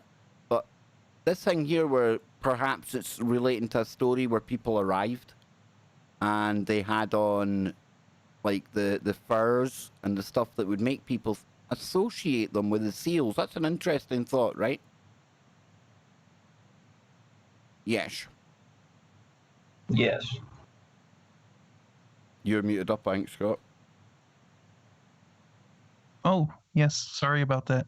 It kind of goes back to what I was saying earlier. When I was joking around with Joe, silky smooth. I guess that really is where the term kind of. I had no idea that was the roots of that word. Perhaps no idea. Yeah, very interesting. Yeah, this is pretty fascinating. Man, you got the kelpies. You've got the silkies. It looks like Scotland's got a lot of stuff going on, man. A lot of woo. So I'll get back on here and I'll fix you first. Damn, man. Never mind. There we go. Right back into it. Let's see. A more supernatural theory is that they are reincarnations of people lost at sea, or that they are humans trapped in the form of seals. Now, there is also the biblically inspired view that seals are fallen angels who landed in the sea. Angels that fell on the land became fairies. Icelandic and Swedish folklore links the Selkies to the story of the pursuit of Moses and the Jews by the Pharaoh across the Red Sea. And the Pharaoh and his men were drowned by a huge wave and then became seals. The seal bark is said to echo the soldiers calling Pharaoh. Now, I had never heard anything like that before when it comes to well, I've not heard much about the Selkies, granted, but the comparison between that and the Jews going across in the Red Sea and everything, that's wild. That's a very interesting. Yeah. what an interesting. What can you say to that? Do you know what I mean? Comparison or correlation there. Yeah. I don't know. Pretty weird. Is pretty weird. Pretty good woo. Pretty good woo. So then, it goes on to say, it's not hard to see how the legends surrounding the seal people came to be so prevalent in coastal communities. And Duncan Williamson eloquently explained it. The importance of the Selkie is its part in the other world or afterlife. For instance, if you were a fisherman and you lived with your daddy in a little croft by the seaside, and you had your brother, your grandfather, and your uncle lost at sea, what would you do if their bodies was not found? But if you thought for one instant that he never returned because he had joined the seal people, he'd become one of them, then how would you feel? Now, this is the legend. and that is why it is told to make people feel comfortable if their loved ones were never found. And they probably joined the seal people, became seal folk, and you'll see them again. So what kind of shapeshifter is a Selkie? An important aspect of shapeshifting is whether the transformation is self-controlled, uncontrollable due to genetics, or imposed as a punishment or form of domination. Some shapeshifters are able to change form only if they have some totemic item, usually an article of clothing. And such shapeshifters are much more benign than shapeshifters such as vampires and werewolves who do not require this enablement. I've never heard anything along these lines before where you've shapeshifters that need somebody's an item of the clothing or something like that. Anyone? You ever heard this before, Scott? Jason? Sounds more like a chameleon type thing, if that was the case, you know? Where, like, you have to touch it, and then you... Yeah, it can take on that form. Yeah, I get you, man. Yeah. That's the kind I'm of thinking thing... body snatcher. Yeah, it's the kind of thing you see in, like, supernatural TV shows, right? Yeah, it sounds more like something that you would hear, like Twilight or something, you know? warlocks or something, or where they need to have like a piece of clothing or an item belonging to the Was that how the Terminator, the T-2000 was or whatever, the T-3000? I can't remember, the all metal, the liquid metal guy. That's right, dude. T-1000. Yeah. T-1000. Yeah. Yeah, he had to actually like touch something before he could turn into it or mimic it. Yeah. It's pretty wild. Very interesting. So Yeah, we're going yeah. to say that this is the case with the Selkie, which requires its sealskin to effect its magical metamorphosis. There is a difference in the treatment of male and female Selkies in the canon. And the most common use of this motif is in tales where a man steals the skin and forces the shapeshifter, trapped in human form, to become his bride. She must remain with him, usually most sorrowfully, until she discovers where he has hidden the article and she can flee. Well, no more, I say, all you damsels in distress that have been captured in human form, because we're woke now. It's 2020. And Selkie lives matter. I'm going to champion your cause. All those gorgeous damsels in distress Set them free, Kev. Set them free. I will white knight for them, proudly. So the fate of the female Selkies rests in Kev's hands. No, mirrors that of women of the culture, which has created them. They leave their own environment of the sea to live in an alien setting under the control and sexual domination of a pesky man-husband. Only when she finds her own form again can the female Selkie be free. All lives matter. In this, they are unusual, as otherworld females tend to be more of the deceptive and sexually predatory kind, rather than the gentle victims the Selkie women would appear to be. You know why that is? Because in Scotland, we don't do woke. We take cryptids as our wife. And that's right. You take cryptids and make them submissive. I Velcro see. gloves. Before we got into this, I assumed the cryptid was going to be one of those pesky sirens. Those you got to watch for the nasty Scotsman, types. man. A Scotsman would tackle anything. Even shape-shifting animals are not safe around Scotsmen. So Joe was right. With the new woke Joe, he really needs to advocate for these Selkies. He really needs to white knight for them, man. Yeah. They're damsels in distress. Yeah. That's right. Yeah, I'm telling you. And I like the fact too that you're taking them in over in Scotland, making them submissive sex slaves, basically. There's a reason. Nothing like taking seals Joe, raping them. Joe, remember the last time history was getting wiped out and the Romans were coming in and that was all happening? There's an absolute reason they took a look at Scotland and built a wall.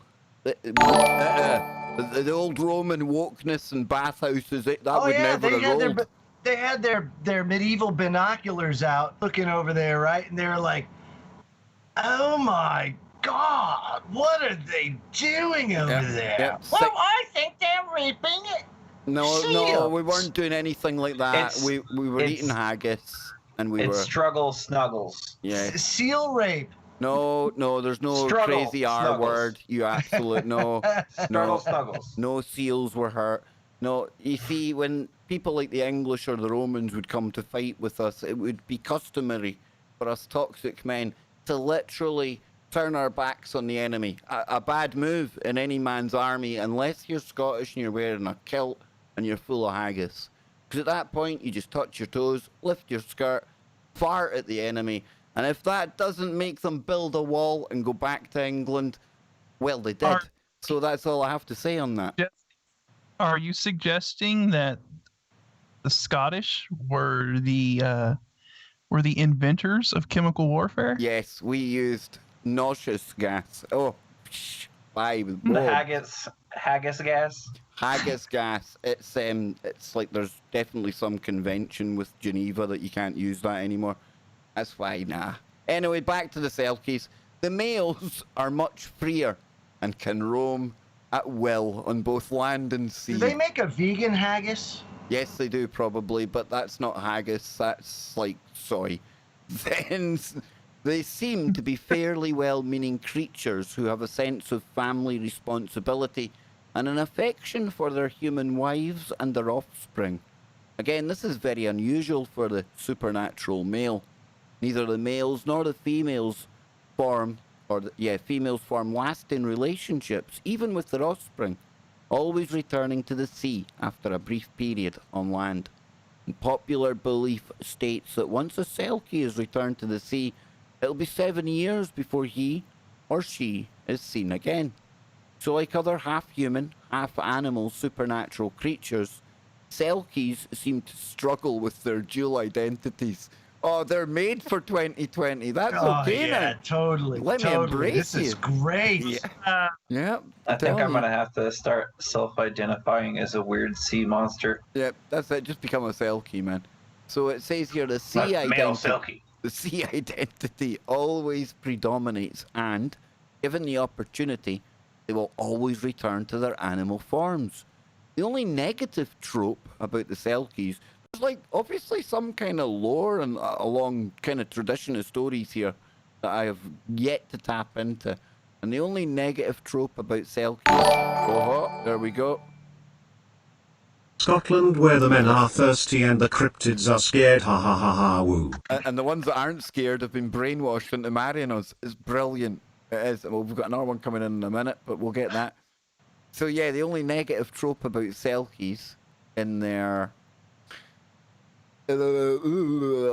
animal forms is that they are dangerous to pregnant women, and an encounter with them may lead to the child having scaly skin, webbed feet and hands, or seal-like flippers and limbs.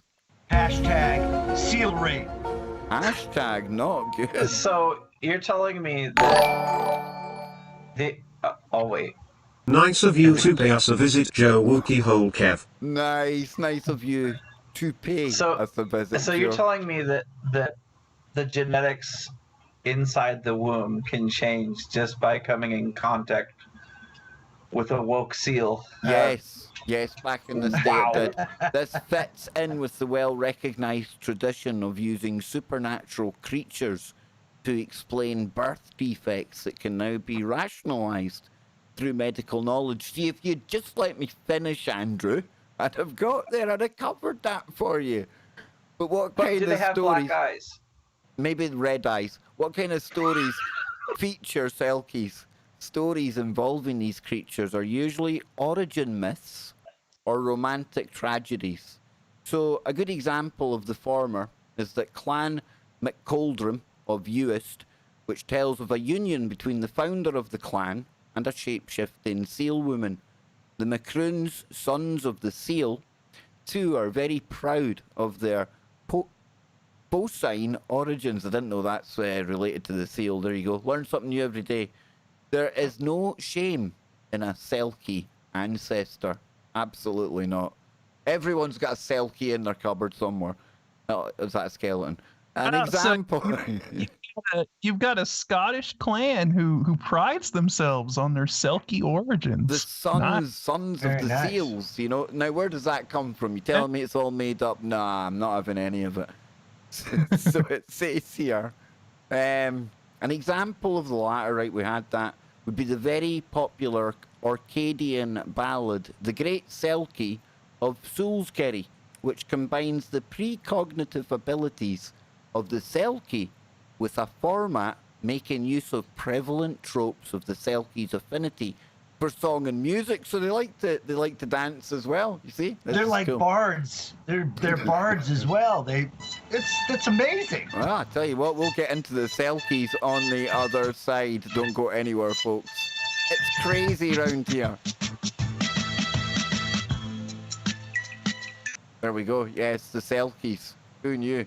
Every time I do that, it freaks the cameras out. My OCD triggers, and I want to just explode. I want to swap my human skin for that seal skin and make myself a shape-shifting. What it sounds like, they sound like they were a bit prone to domestic abuse, these Selkies. I don't know if don't know if they're that positive an entity really to have in your cupboard one day, Scott. Very interesting. Like it's a very different take on all of this than I originally thought. You know, I I didn't thought it hear was anyone going to be. complaining about the lockdown affecting Scottish people and getting battered by Selkies every day. Didn't hear anyone complaining about that.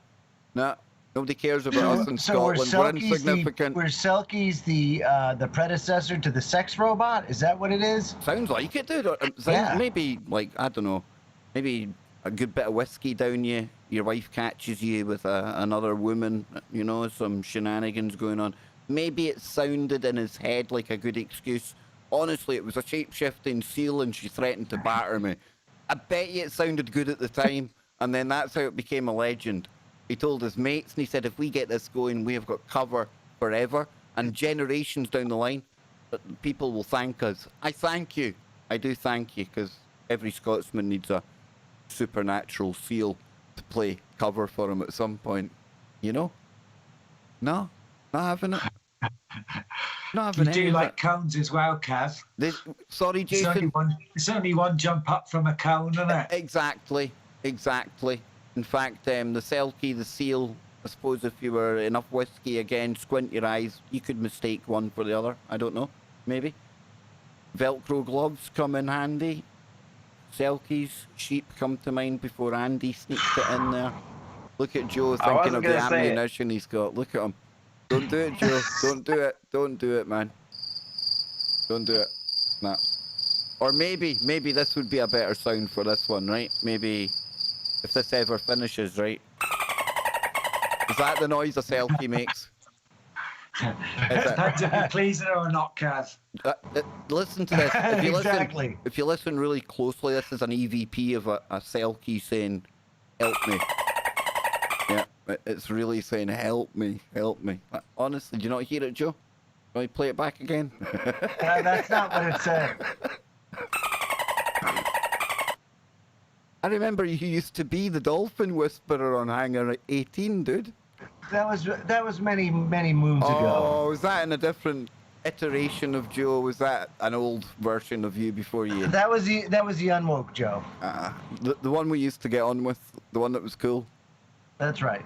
Got you, dude. Got you. So yeah, we'll finish up the Selkies when we come back. Not much to go, but I tell you what, how many Freaky Fridays? About 250 odd, and this is the first time Selkies are coming into it. What have I been doing? Why don't I look closer at home for Woo Boys? It's been all around me. I was about to say, it just shows that, you know, Scotland is one of those places that Not only Kev Baker comes from, but Selkies too. there's more than just Nessie. You know. Funny how they've all got a kind of water nature to them, though. I find that quite interesting, I must admit. But again, Yeah, like, I suppose being an island nation. I'm saying. Yeah. Uh. Here we go. I'm getting ready with the really superb Andy Wookiee that triggers Joe. He doesn't like it for some reason. I don't know why. Why don't you like my Wookiee? Exactly, Andy.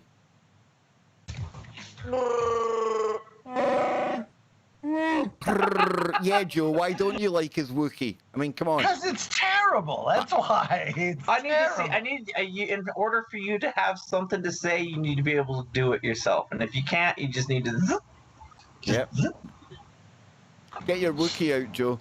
Come on, Joe, show us your Wookiee. Do it. See, that's the worst Wookiee ever, man.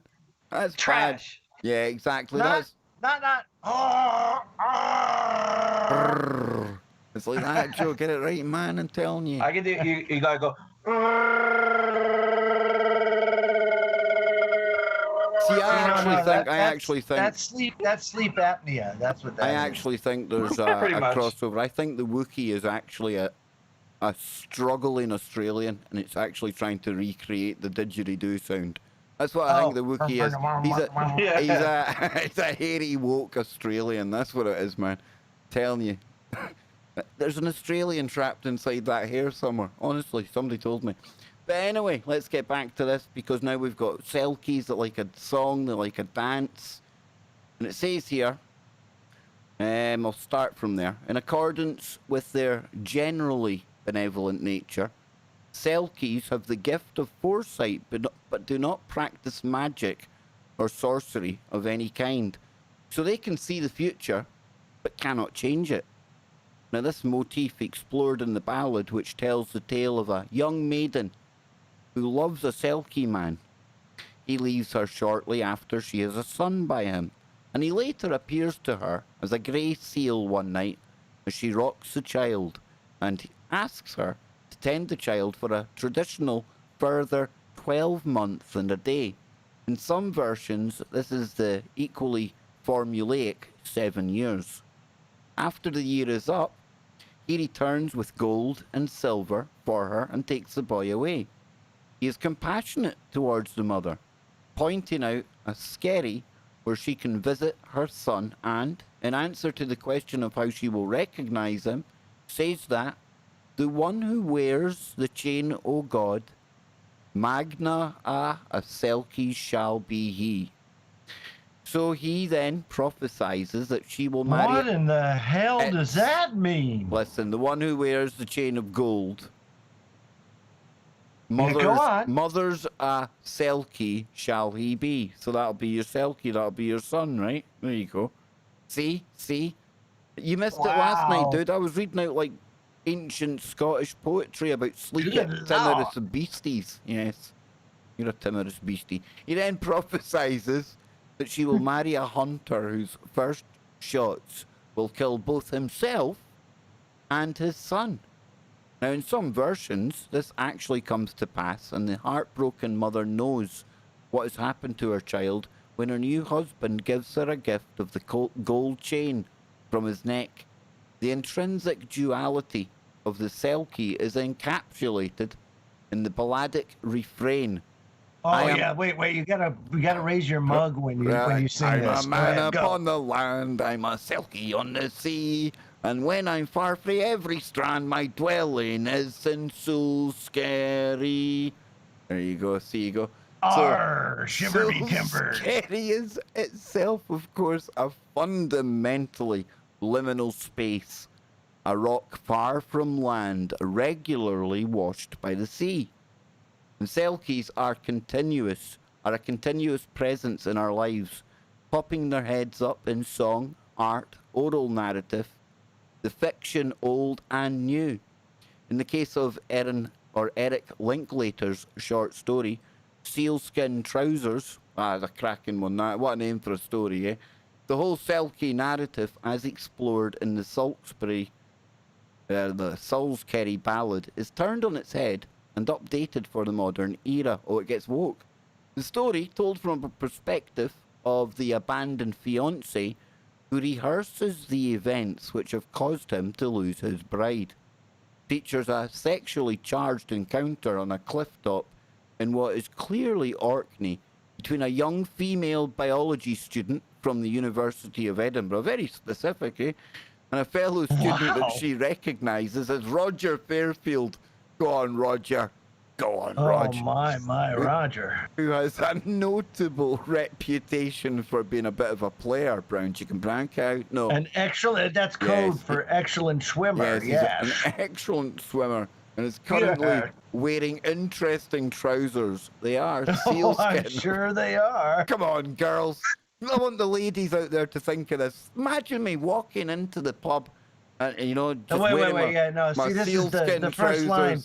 Come on, The that's next line is, "You'll never believe what happened to me." Go ahead, see.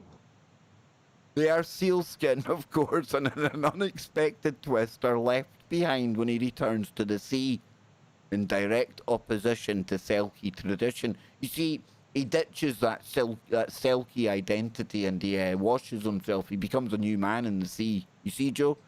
Oh yeah, very nice. In the very course of nice. the story, he helps her evolve into a Selkie by explaining the process in a scientific fashion. For example, discussing the activity of the pituitary gland, which has the effect of placing the supernatural evolutionary process into a scientific framework which is both comprehensible and familiar to her. So unusually, his intention is to take her away with him rather than abandon her on his return to the sea as would be traditional. So having said that, see, this guy's way cool. He's wanting to take her with him. Oh, he's like a woke Selkie, dude. Yeah, That's what it is. Yeah, because he wants to incorporate her into the collective Selkie nation. Is he like the woke Enki of the Selkie world? Exactly. Because he's got a bit of science about him here. He's a bit of an Enki kind of character, Yeah, I'm thinking. exactly. Yeah, right. So it says here, unusually, yep, we had that. Having said that, the traditional lure of human women would appear to be missing here, as he says, quote, "But I find it difficult to recognize people. Human beings are so much alike." Her love of the sea clinches the deal, however, and her readiness to embrace his environment is the key.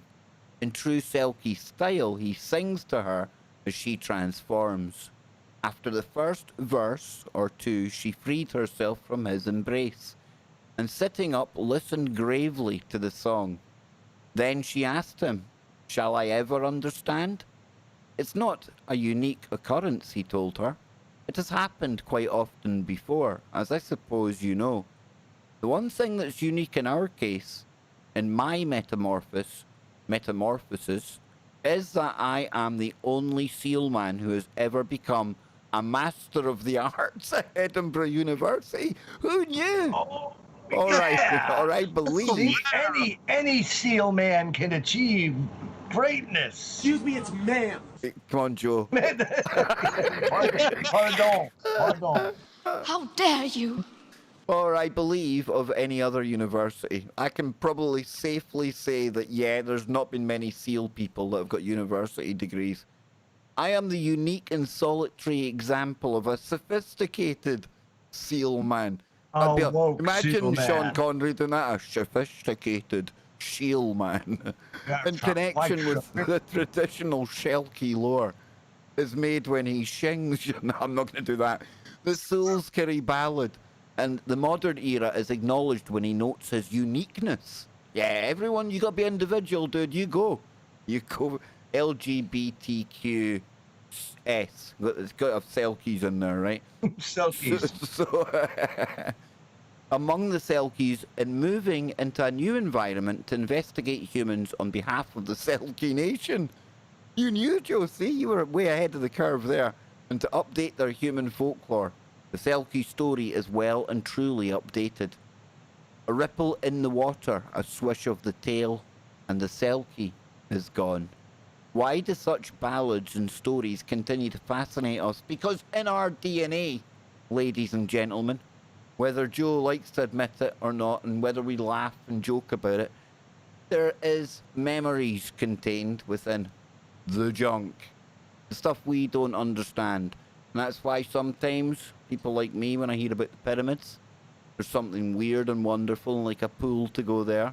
Australia is another one. And when it comes to these stories about the Selkies, about the little people, the Tommy knockers, all of that weird stuff, you know, Look at the views we got last week. Does it make you feel a draw to throw crystals in the Nile River? No, it does not. Just checking. No. Okay, okay. So what do you make of this one, Jason? Because you're into your kind of Scottish stuff. Well, UK cryptids and stuff like that.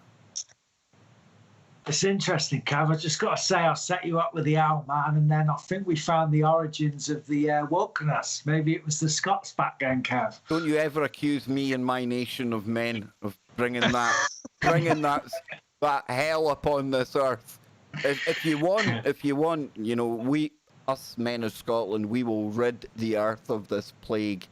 Yeah, the plague of wokeness, not the one with the face masks and all that, but the wokeness, we can deal with that. Like I say, we don't do woke in Scotland. That won't. Jason, of what you know about Glasgow, how well do you think somebody woke would go down in my area of Glasgow? Can you imagine? What are you talking about? With wearing capri pants with no socks. Dude, this is the kind of place. This is the kind of place where you can walk to the kebab shop, and you can smell something in the air and think, "Oh, that's a bit rough. Not going to the kebab shop tonight." Only to come home and find out that somebody was getting burnt down at the bottom of your street. It's wild here. Now, I'm not claiming that was a soy boy. What is the life expectancy of a male adult in Scotland? Not that long. No, seriously, I think it's like 55. Yeah, in Glasgow, it's like mid-50s to 60. Oh, yeah, you're screwed, dude. And that's nothing to do with wokeness. That's a nice, healthy diet of fried Mars bars, iron brew, whiskey, about 40 cigarettes a day. That's a light smoker in Scotland. All of the above, man, it all adds to that really long life expectancy. I don't know. What's up with that, dude? Well, all I gotta say is that the updated woke version of the Selkie, must go. Yeah, and unfortunately, I think you've given some of these mental shifters out there, Kev, some more fuel to work with. Yes. The tale of the sophisticated Selkie. You know, that is exactly what I was thinking of when I was going through this story, especially when the guy was identifying as a sophisticated man with degrees from... Yeah. It did almost breach into the world of shifting, I must admit. But, yeah, that's the Selkies, and I am going to Very dig... interesting, though. But really, though, all joking aside, the original like lore and stuff behind it, very, very interesting. Just another example of these crazy, weird, aquatic cryptids that you guys have in Scotland. Makes me really want to watch that Aquaman movie again. We know why you want to see that movie again. Don't lie.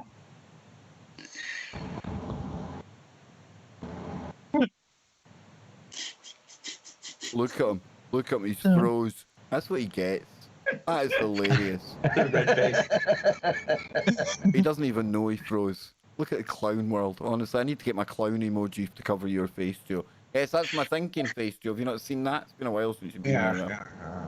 So, Scott, take us to your neck of the woods, man. Take us to we're not in Kansas anymore, although we're going to go be in Kansas. Yeah, so I figured since we're talking about hauntings and kind of weird woo, well, we talked about it last week, and I mean, I don't have any wild cryptid stuff, but I do have some haunted stuff. No shape-shifting sea creatures that batter women over the head and make them their wives? No. It just, I think you guys have the... The Brits are winning it tonight. We've brought the woo, Jason. Yeah. Scotland has that whole thing on lockdown right now, so... We've got that. We have to be number one at something, Yeah, there's nothing here in the Midwest in the United States that can really top that, I would say. But I do have an article here talking about the top 10 most haunted places here in the Midwest. And so let's check this out. And it says, The American heartland brings to mind rolling fields of corn and grain. Yep. Oh, hang on. Before Apple you even pie. get going, man. Look at that picture. I mean, hang on. Jason, would you not like to get in there at night, Yeah. investigate that place? Holy shimoly, man. Look at Andy. He's not having any of it. Hell no. It's like, no. No. Wait a minute, No. now what is it? Is that Alcatraz? Nah. Dude, it looks like it came up from out underneath the ocean or something, or it looks like Yeah. it's coastal. Like a prison on Atlantis or something that's just SpongeBob. manifested Yeah, in SpongeBob's Kansas. prison there, man. It's bad. Who's gone under jail in the bottom of the sea? SpongeBob SquarePants. and I rapped from Patrick as well. Patrick, take it away, man. Yes. Arr, arr. That's my seal noise. Arr, arr, arr, arr, arr. Will do, SpongeBob. Nice. Yeah. So it says Mysterious Heartland has scoured hundreds of books. Oh, so is Mysterious Heartland like the Midwest version of Mysterious Universe? It Perhaps sounded a like more it, isn't it? localized version. A more local version? Well, we'll see. This Mysterious Heartland has scoured hundreds of books, articles, and websites to find the most interesting, haunted, and legendary places in the Midwest. With infamous locations like Griggs Mansion, Bachelor's Grove, Bullock Hotel, and dozens of other nationally known paranormal hotspots. It was hard to choose the top 10. Nevertheless, we have come up with this list of what we think are the best. Which one will prove to be the most haunted of them all? Okay, so number 10, I think, is one that we've actually talked about once before on Freaky Friday or one of the weekend streams, and it was the historic Hannah House. And this is in Indianapolis, Indiana. It says, this red brick Italianate mansion was built in 1858 by Alexander Hannah, who later went on to become a state legislator. According to the legend, the house was a stop on the Underground Railroad that helped slaves escape north to Canada prior to the American Civil War. During that time, it is said a group of slaves were sleeping in the basement when one knocked over an oil lantern and started a fire. One by one, the sleeping slaves were consumed by the flames and smoke. When Alexander Hannah discovered what happened, he buried their ashes in the basement so no one would ever find out. To this day, the ghosts of these slaves haunt the home. Moans, shadows, whispers, and cold spots have been experienced in the basement. The ghosts of Alexander Hannah and his wife have also been seen upstairs. Today, the historic Hannah House is open for tours and events. So that's pretty interesting. Logos Number 9. has actually mentioned that on a super chat before, Scott. He was just saying there, maybe that's where we recognize it from. Yep. That's where we recognize it, because it was somebody, and it was Logos, and had pointed us to that. So good shout on that one. Number 9, Griggs Mansion, and this is in St. Paul, Minnesota. It says Chauncey W. Griggs, a wholesale grocery tycoon, built this mansion in 1883, but did not live there long before heading west. Ghosts have been reported here for nearly a century, and the mansion is often referred to as the most haunted house in St. Paul.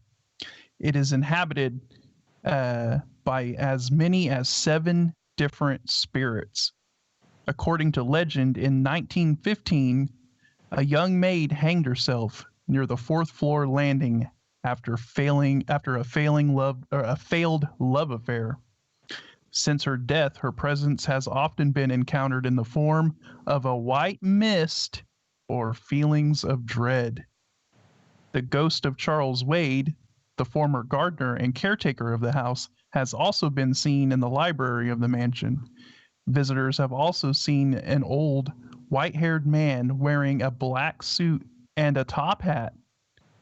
Reportedly, in 1969, a group of journalists fled the mansion in terror after trying to spend the night. The Griggs Mansion has frequently changed ownership in recent years and was still up for sale as of 2012. Ooh, that sounds like a pretty interesting place. Yeah, that sounds like a really early, like, Ghost Hunters or some Paranormal Investigation back late 60s and whatever made them run away. I don't know, some of these older houses, though, and things in America, the ones that kind of from back in the day, like a couple of 100-year-old, that some of them just look steeped with woo, history, and of course hauntings. Do you know what I mean? Yes, indeed. So that's a pretty interesting one. This one sounds really interesting. Oh, wow. Yeah. That'll do it. Yeah, that'll leave an imprint. Yep. Yes. So this is number 8 is the Villisca Axe Murder House. Nice. Very, yeah, sounds like a very, very relaxing place. And this is in Villisca, Iowa. On the night of June 9th, 1912, Josiah and Sarah Moore, their children, Herman, Catherine, Boyd, and Paul, and their children's friend, Lena and Ina Stillinger, were brutally murdered while they slept by an unknown assailant with an axe. Wow. The killer was, that is crazy. The killer was never officially found, although a traveling preacher named George Kelly was tried and acquitted of the crime. Today, no one lives at the home, but the most recent owner opened it up for tours and paranormal investigations. Dozens, if not hundreds, of eyewitnesses have reported strange encounters in the murder house. Vanishing bloodstains on the walls. Whoa. Feeling evil. Dang, dude. Yeah. Feelings of an evil presence. Strange green lights. Cold chills. The feeling of being pushed or pulled by unseen hands. And even apparitions have all been experienced here. Ghostly voices, presumably of the Moore children, have been recorded on several occasions. Ooh, man, that place sounds like it's got a lot of bad juju in it. What do you think, Jason? That Would you go has some serious bad energy, dude. You'd think so, wouldn't you? Yeah. What about you, Jace? Would you go there, man? Look at him licking his lips. He's getting his passport out. Look. There's probably not many places I wouldn't go, Kev. Probably because I haven't seen anything enough to scare me yet. So Jason, your speculation, something as traumatic as that. I mean, what's the process? How does that turn into a haunting? Maybe it's such a bad energy that it's in the walls. Or I find that when I went to places that are enclosed, you find more than places that are open. I don't know if that makes sense. It seems like the energy is stored more if it's got a roof. I don't know if that coincides with it. I think the stone walls, the roof as well, but the stone walls seem to me, the older the property, the stonework there, it's the crystalline, whether that records the event. I don't know. You experienced something similar at Bolskin House, though, where you had things that happened so dark and so evil that it just leaves it's like a signature. You know what's worse, Joe, is the fact that what happened to me, my brother, and our friend, we all had our individual kind of hell that ensued from that, right? It was bad enough when we were in there. But then you came to find out down the road that we weren't the only ones. It was like everyone who went there had a similar story to tell. And look, touch wood, mine didn't end up as bad as some of the stories of what happened to people when they went to that place. It was stupid of me. It really was when I look back with hindsight. But Anne, she took one look at the place. She got as far as where we were going in to do me stupidly shouting out for something to do something, you know. She looked at it and walked away, and I wish I had as well, because, you don't know what you're dealing with sometimes. You really don't. Yeah. I also got to point out a lot of these houses and stuff that were built like in the 1800s and stuff, they're wooden structures, so they're not going to have a lot of that old stonework that you see in the UK. So I just think that we talk about this horrific murder that happened in this place. I just think that there was such a release of energy of just, negative energy, from not only the killer, but then the terror from the people being killed, that it just imprinted that energy into that place, and if everything's happening all at once, Scott, past, present, future, then it's still happening when we're there investigating today, and it's that traumatic that it sends a spike through that, whatever that quantum field is, that then you pick up with your EVP meters and your creepy feelings and paranormal activity.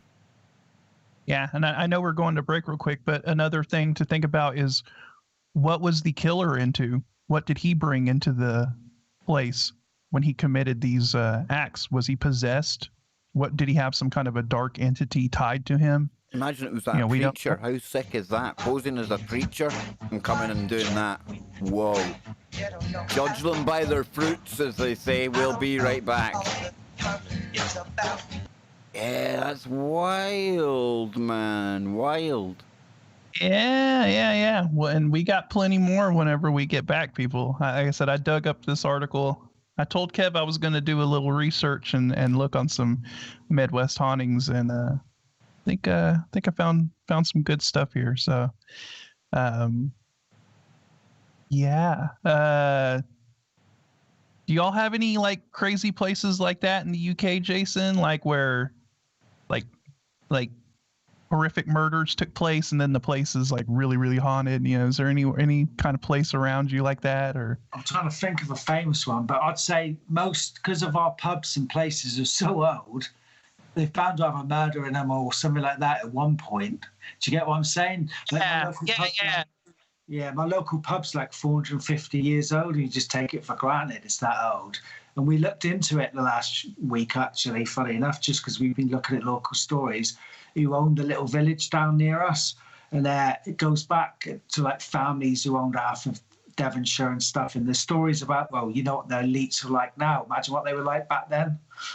That's true, and like you said, you got a pub that's that old, and you got to figure there's probably been brawls that have occurred in there, and somebody ended up getting beat to death or something like that. I'm sure, or just accidents and all kinds of stuff. So, yeah, I think that's one of the main things that you guys have, is just that some of those places have been around for hundreds of years, and there's been a lot of activity. Just a lot, like a cumulative bad juju.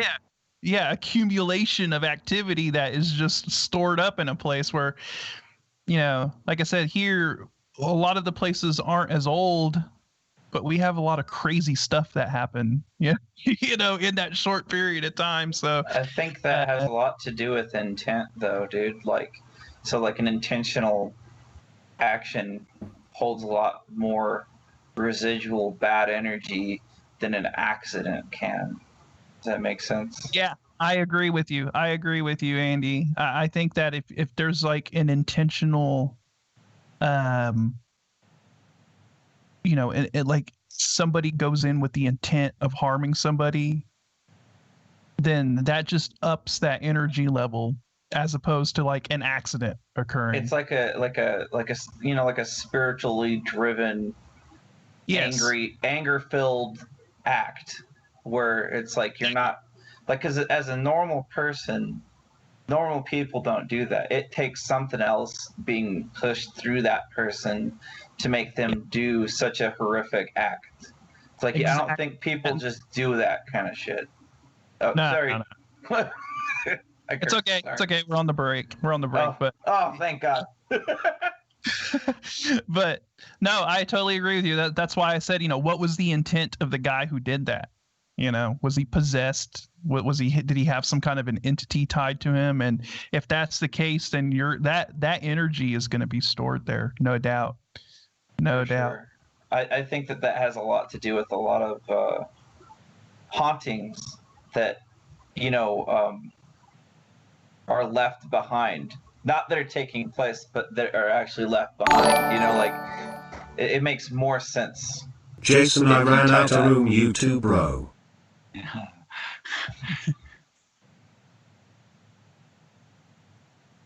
We got super chats coming in. Oh, I was gonna keep going. Kev, Spooky, Zordon, and Joe. Great to have you all together. Let's all get a little freaky. PPP to all you fine people. Brown chicken, brown cow. Woo. Kev, Spooky, Zordon, and Joe.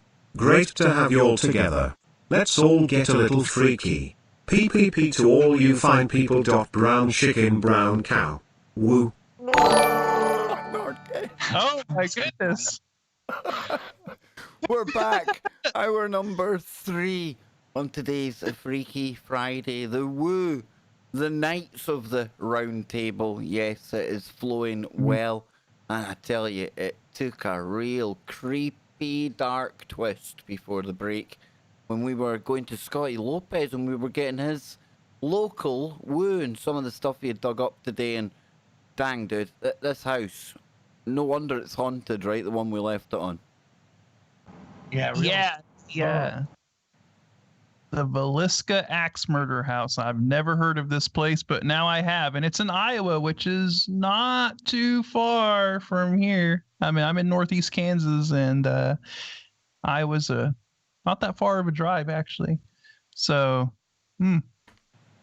yeah. I don't know, man. Like I said, haven't heard of that one, but now I have. We're going to go on to number 7 here, which is the Pfister Hotel. Was that the Pfister Hotel? Yes, the Pfister Hotel. Cool name. Cool name. Yeah. Risky. What happens in Milwaukee, it stays in Milwaukee. Yeah, but what happens in Milwaukee stays in Milwaukee. Oh, wow. You know, our friend Christanti Harris lives in Milwaukee. Just saying. Maybe he can spends a let us know. lot of time down the Pfister, does he? Oh man! It's the name of a hotel, you wrongins. Come on. What's happened in the Pfister Hotel, Scott? Yes, that you can tell us about. It's a family show, remember? You can only guess what happens in that hotel, judging by the name. And at $250 a night, yes. You can have your own Selkie.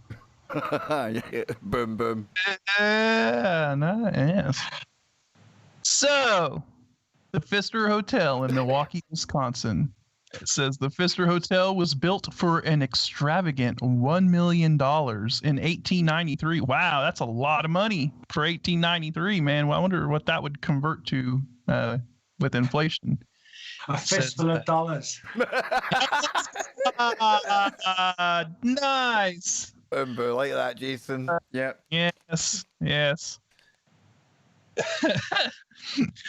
Says and it contains the largest collection of Victorian artwork of any hotel in the world. Wow. Okay. It's interesting. It is a member of Historic Hotels of America, a program of the National Trust for Historic Preservation. The Pfister Hotel is also famously haunted by the ghosts of its namesake, Charles Pfister. Charles Pfister. MLB players who have stayed there are open about their encounters with the otherworldly. Michael Young of the Phillies told ESPN magazine, "Oh, F that place. Listen, I'm not someone who spreads ghost stories. So if I'm telling you this, it happened. A couple of years ago, I was lying in bed after a night game."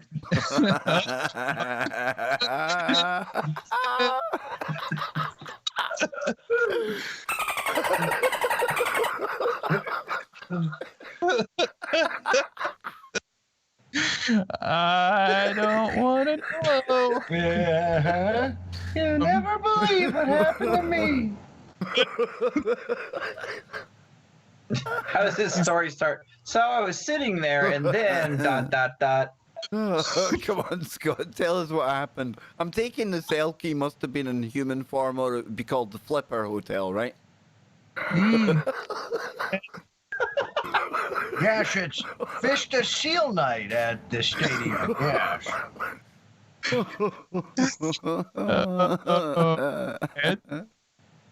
So he was lying in bed after a night game. He said, and I was out.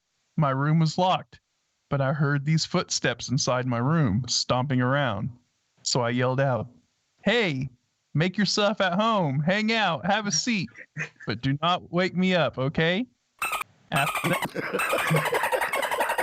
Okay. after that, I didn't hear a thing for the rest of the night. Oh, come on. That wasn't that dramatic of a ghost story. Wait until he gets into the bath in the morning with a seal. Yeah. Until he goes to the bathroom in the morning and it's a little too easy. Just saying. Anywho. So, despite all the hair-raising stories, this world-class hotel continues to attract guests and charges upwards of $250 a night. For a happy ending. There you go. Yes. There is the Pfister Hotel. Yes. Number 6.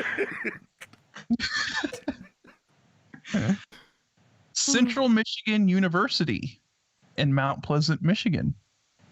Established in 1892, the campus of Central Michigan University is literally crawling with ghosts. Otherworldly activity has been reported at nearly every building on campus. Some of the more notable encounters have occurred at Warner Hall, Powers Hall, and the former site of Bernard Hall, built in 1928. The hauntings at Warner Hall stem from a tragic accident that occurred less than a decade after it opened. A young cafeteria worker named Teresa Schumacher died of a head injury near the elevator, and since then, students have heard her footsteps echoing around the central staircase. She's been known to manifest in a blue light and cause the elevator doors to open and close on their own. Now that's what I'm talking about. That's more like it. Phantom piano music is said to echo through Powers Hall. The music is attributed to a ghost named Emily, who died in the 1930s. She is allegedly buried under the piano-shaped hedge in the building's foyer. Torn down in 1996, Bernard Hall was the setting for CMU's most well-known ghost story.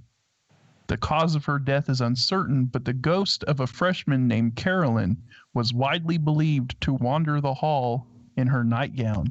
After the building was torn down, she has been spotted along Park Library Pond and in the graduate dorm that was built over the ruins of Bernard. Strange things have been experienced at Carlin Alumni House, May K. Wolt House, and Charles C. Barnes Hall as well. So it sounds like that university has got quite a bit of very much. Yeah. All So, right. So what went down at the Bullock Hotel, Scott? What was happening here? I don't know. Is it twinned with the Pfister Hotel? Is this like? Is there like some kind of you get 2-for-1 deal here? You can go from there to the Bullock or the Bullock to the Pfister. I don't know, man. Yeah, stay at one, get half price off the other one, maybe. Huh? Yeah. Who knows? Who knows? Well, yeah. Who knows? Deadwood. What a name for a town. Deadwood. That sounds like it's going to be full of history and spooks. Yeah, we've got friends who are bikers, like motorcycle bikers, that go through Deadwood. That's a pretty cool place, I guess. Yeah, so the Bullock Hotel in Deadwood, South Dakota, says the historic Bullock Hotel located at 633 Main Street in Deadwood, South Dakota, is one of the most famous haunted hotels in the United States. In 1992, it was featured on the TV program Unsolved Mysteries. Oh, you know, if it's making Unsolved Mysteries back in the day, It's up there. some good stuff going on. Yeah, we can't have unsolved mysteries anymore. That offends me. Cancel. Cancel it. All of these mysteries into very biased towards white theories. That's right. We can't have that. No, not having that anymore. Ghosts are white. Can we cancel them? Yeah. Well, we've got the Shadow Dude, so maybe that kind of. That evens it up. That's okay. Yeah. The woke shadow man. So what's Shadow happened? Man. What's happened in this place to make it like on Unsolved Mysteries? I mean, where's the woo coming here, man? So it says it is reportedly haunted by none other than the ghost of its namesake, Seth Bullock, the first sheriff of Deadwood. Ooh, nice. As well as a host of other spirits. Whether it is the scent of his cigar, the sound of his boots in the hallway, or seeing his image in the mirror, many hotel patrons have reported feeling his presence. The Bullock Hotel was originally built between 1894 and 1896 and contained 60 luxury rooms. Seth's cellar restaurant, located in the basement of the Bullock Hotel, is supposed to be one of the most haunted areas of the hotel. According to authors Chad Lewis and Terry Fisk, restaurant staff have heard the piano playing an old ragtime tune without the aid of human hands. Glasses, dishes, and other items fall or are tossed through the air without any explanation. That place has got all. You got the smells with the cigar. You've got the music, which is creepy.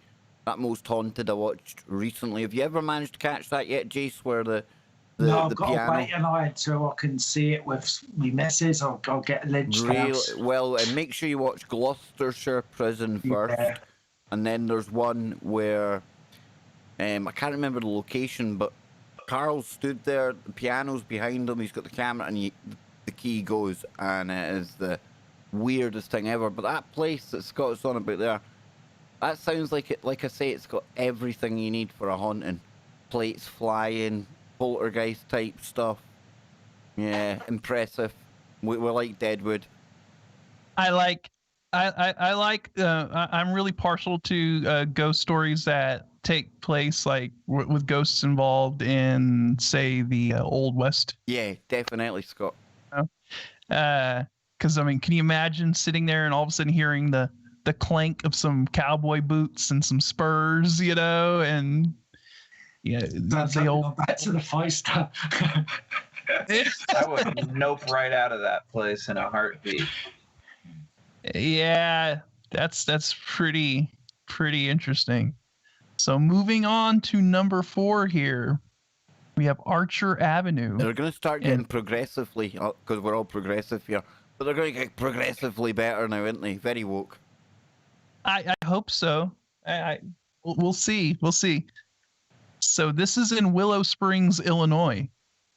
And it says, starting with Resurrection Cemetery and ending at St. James Sag Church, this section of Archer Avenue forms the northern border of a triangle of forest preserves. Oh, so we're not dealing with a single kind of location here. We're dealing with kind of a mini triangle of activity. Wow, that's pretty interesting. You could say, within this city.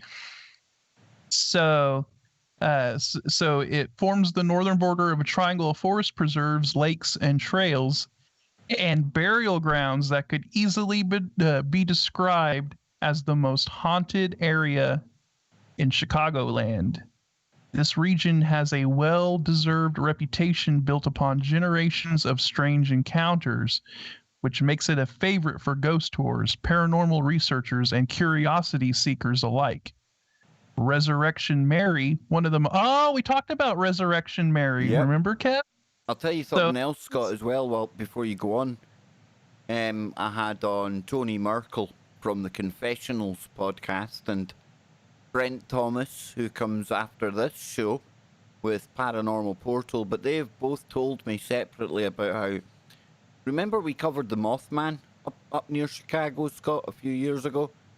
That's never gone away. It's been ongoing. There's still been things happening. So that Illinois area, yeah, definitely, man. Woo. Interesting. So yeah, it says Resurrection Mary, one of the most famous ghosts in the United States, hitchhikes down Archer Avenue on her way to Resurrection Cemetery. But neighboring Bethania Cemetery has tales of its own. Phantom monks lurk in the hills. Whoa. Phantom monks Real lurk in the monks hills. are bad enough, Scott. Let alone phantom ones. I'm not keen on monks, man. There's something kind of creepy and, I don't know, something sinister. Men in black frocks. Yeah, wearing the robes and the cloaks and all. Kind of yeah. And no, there's not some incident in my childhood that I'm gonna spill out here. Not happening. So yeah, it says phantom monks lurk in the hills around St. James Sag Church, Maple Lake's spook lights, the macabre happenings at Fairmount Hills Cemetery, the Gray Baby of Sacred Heart Cemetery, Healing Waters Park, and the Phantom Riders of 95th and Keene are just some of the Archer Avenue's fascinating stories and mysteries. Like, man, I'm going to have to look into each one of those. I was going to say, you need to like dig into them, and we could like almost make another Freaky Friday out of just that number 4, dude. That's wild. And do you think that explains why the mayor of Chicago, that really strange-looking woman, do you think that explains why she's the way she is? She looks like some kind of cryptid that's shape-shifting, right? She's an ugly woman. I'm sorry, but that, you get some strange-looking characters out there. Strange is strange. I mean, I'm being very equal opportunities here. It's not like I'm lying. She's a strange-looking cryptid. All I know is that the Gray Baby of Sacred Heart Cemetery sounds really, really creepy. Just saying. Yeah, that's what got me. Yeah, big time, dude. We'll have to dig into Archer Avenue maybe on a weekend stream or another Freaky Friday, because that could, like you said, that could be a whole thing in itself. I mean, that's the kind of, I mean, this, no, like, you know what I'm saying? That's like shifting. I'm just saying, it looks like mid shift. That's all I'm having to say about it. Kev, where would you rank her with the Cranky? Oh, blimey. If 2 fugglies make a nice child, wow, it would be some Adonis. That's all I can say. Damn. I'll be honest. If I had to try to run the city of Chicago, I probably would end up looking like that after. Good answer. Oh, good one. I like it. Number 3. What are we getting now? Number 3. The limp. Is that Beetlejuice? The Limp Mansion. Yes. Come on, Scott. We need to hype this one. It's number 3, man, in our list, and we're getting close to the big one now, man. Yes. All right, people. We are here. Top 3 Midwest hauntings, at least according to Mysterious Heartland. Even the Selkie's getting excited. Look, he's like, oh yeah, is that he or she? I don't know. I'm a bit confused. It's in seal form. It's hard to tell. And it sounds like a dolphin. I get it. Sounds like a dolphin. I get that. You see? The Selkie is fluid, Kev. Get it? Fluid. I'm with it. Silky smooth fluidity. I was just about to say that. See, the words right we're out of my there, mouth. brother. We're there, brother. You wouldn't be here if we weren't on the same frequency, man. Sorry, Scott. I'm getting too excited. Yes. I know. It's okay. Number 3, the Limp Mansion, St. Louis, Missouri. This historic mansion in St. Louis Benton Park neighborhood was once home to the Limps, who made their fortune brewing beer prior to Prohibition. The house itself was built in 1868, and in 1876, William J. Limp and his wife Julia purchased the property. It belonged to that family until 1949, when Charles Limp, William's son, committed suicide. Yeah, you bide. Yes. Boom. Self-deletion. Yes. Self-deletion. That's the one, Andy. Self-deleted. 3 members of the Limp family also self-deleted in the house, leading to rumors that their tormented spirits still walk its halls. In 1980, Life magazine labeled the Limp Mansion as one of America's 9 most haunted houses. For years, there have been rumors that William J. Limp Jr. fathered a son with one of his mistresses and kept him hidden away in the attic.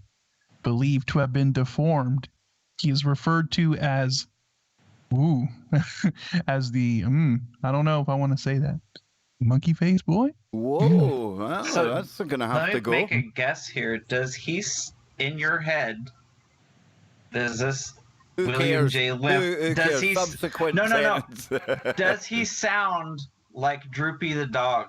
Like if he was to talk, if you were, yeah. Yeah, good.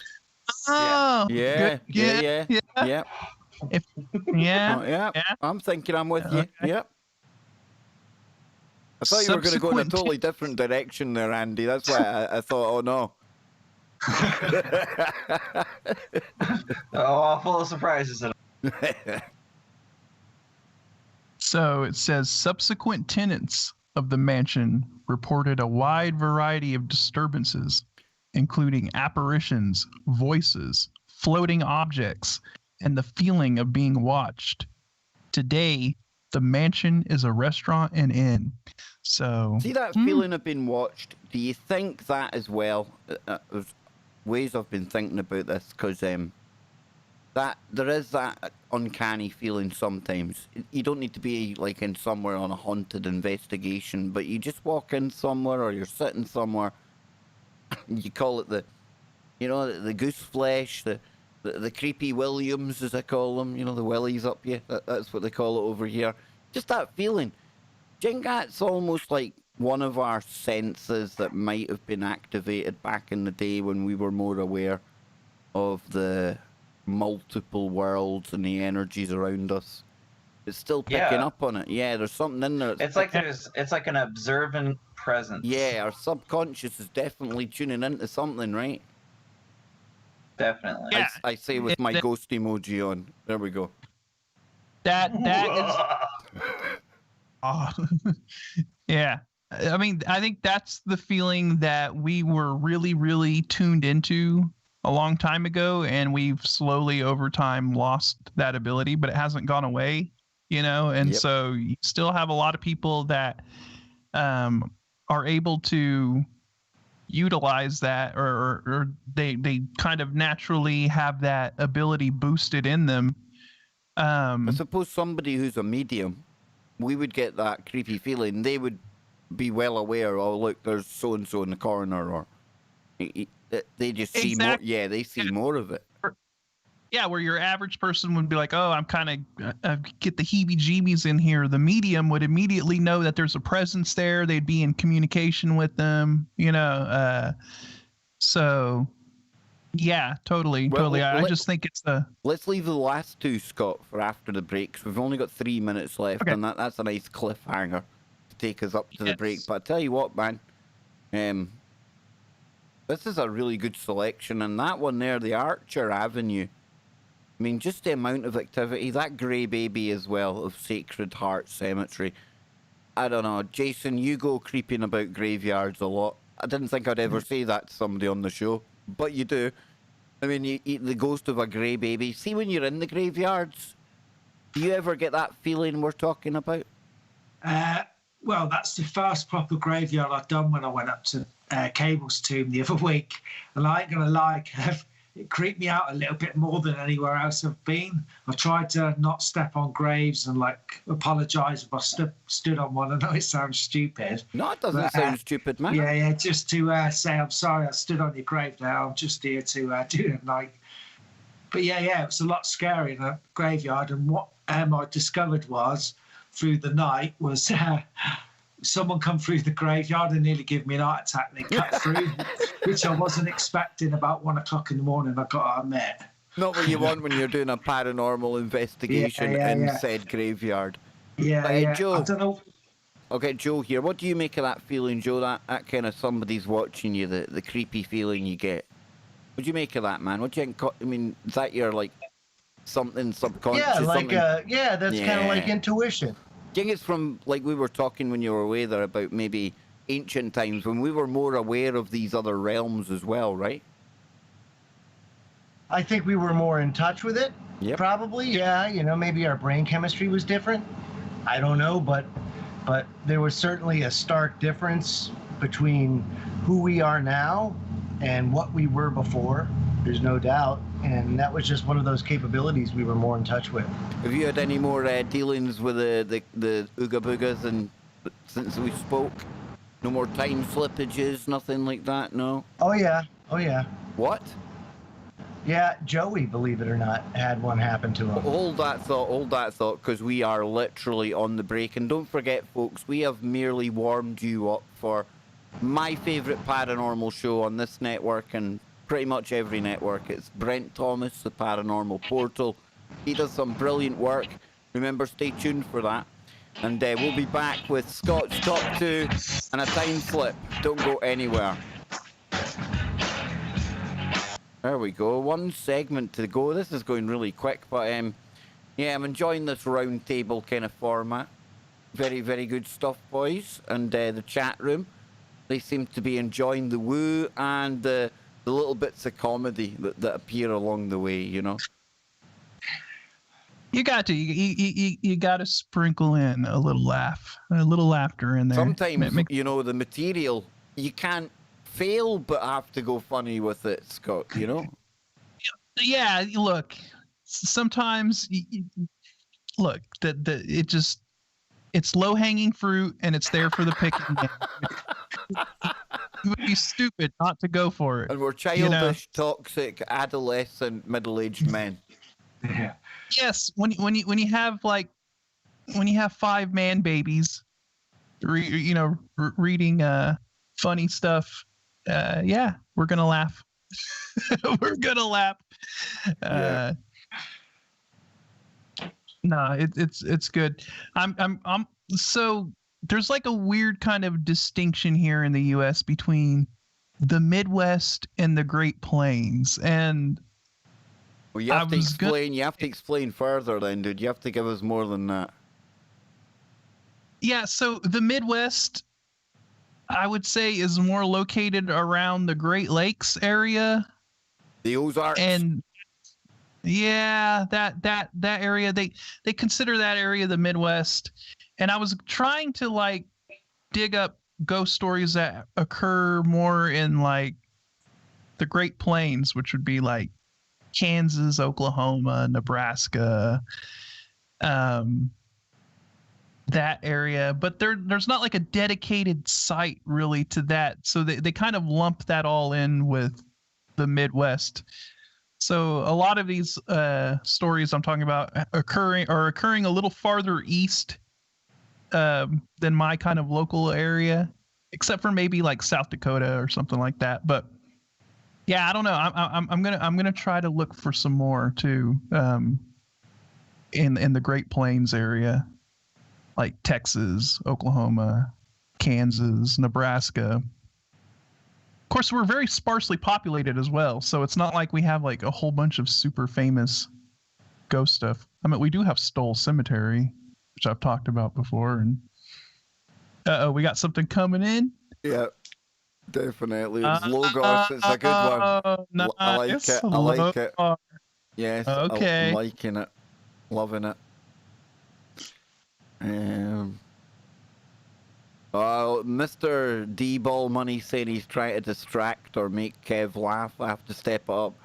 There's so much going on here on this screen alone, let alone the chat, Mr. D-Ball. I'm struggling to keep up tonight.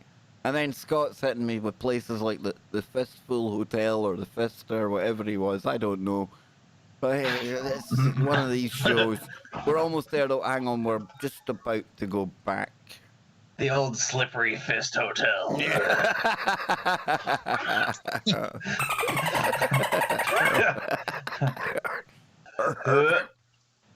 Oh, don't make me laugh, man. Right, hang on. We're nearly there, boys. I'm watching the clock, you see. Yeah, it's got all sussed here. I've got my really good Wookiee ready, Joe. Oh, I thought Joe had frozen again. Joe's got no eyeballs left. Red alert, red alert. Hang on. We need the siren going. Do we still have the siren? Yeah. No eyeballs. Joe has no eyeballs. Yes. Here we go.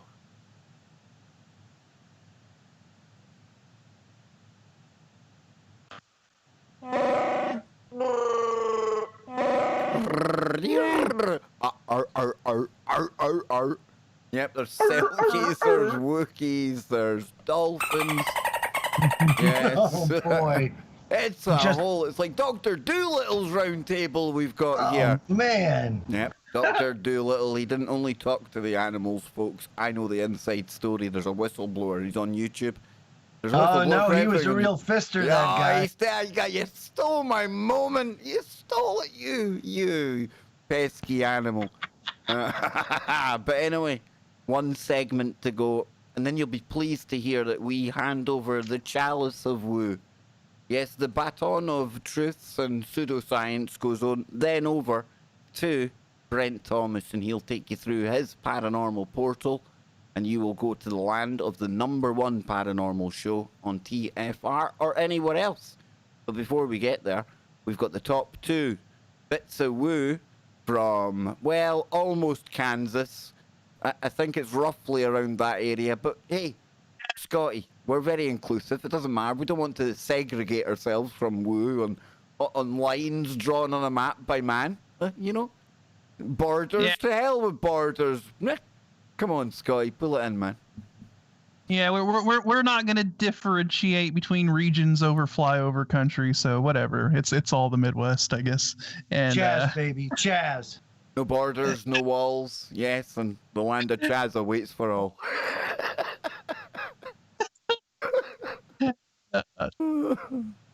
So, number 2 is Bachelor's Grove Cemetery in Midlothian, Illinois. Now, so we have another. Now, listen, Midlothian, right? There was obviously some dude from Scotland named that place. Because, like, we've got a football team over here, Heart of Midlothian.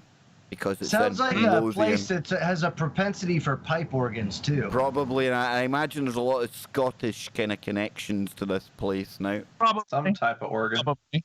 Yeah. Yeah. So, Bachelor's Grove is hands down one of the most famous haunted cemeteries in America. Every manner of ghost, spooklight, and supernatural occurrence has been reported here. I love that term, spooklight. That's new. I like that. I'm stealing that. That's nice. One of the most enduring legends concerns a phantom house. What? Ooh. Oh, hang on. Yeah. So you've got like a ghost city appearing? I thought they only happened on like really crappy express stories from really questionable channels on YouTube. Immediately, it reminds me of how people report still seeing the Stoll Church. Yeah. It's like a phantom apparition of the whole church itself with windows and lights and all of that stuff. So, yeah, very interesting. So, yeah, it says one of the most enduring legends concerns a phantom house. In the 1970s, Richard T. Crowe collected stories from dozens of eyewitnesses who claimed to have seen a white farmhouse at various places in the woods alongside the trail, complete with a glowing light in the window. Yeah, it sounds very much like the... Yeah, it sounds just like that. Because you talked about how that's even been reported, right? They've got the lights on, and used to say back in the day that's when the lights were on, they were doing some pretty dodgy stuff and all that. Yeah. And not only that, they've tore down the church at Stoll, or the remnants of it, and people still report driving by and seeing the church standing, you know? And so it's like, So it says there are several foundations of an old old brick wells tucked away in the woods. So now we got wells. Remember, we were just talking about wells. Yeah, that's right. Not long ago at all. Yeah. It says evidence that there were homes nearby sometime in the past. Another popular ghost is the White Lady or Madonna of Bachelor's Grove, who is said to be searching for her lost infant. This ghost, or one very much like it, was supposedly captured on a now famous photograph taken using infrared film. The pond adjacent to the cemetery has its own share of legends. Stories say it was one of the hundreds of places scattered around Illinois where mobsters dumped their victims during the Roaring '20s. Ooh.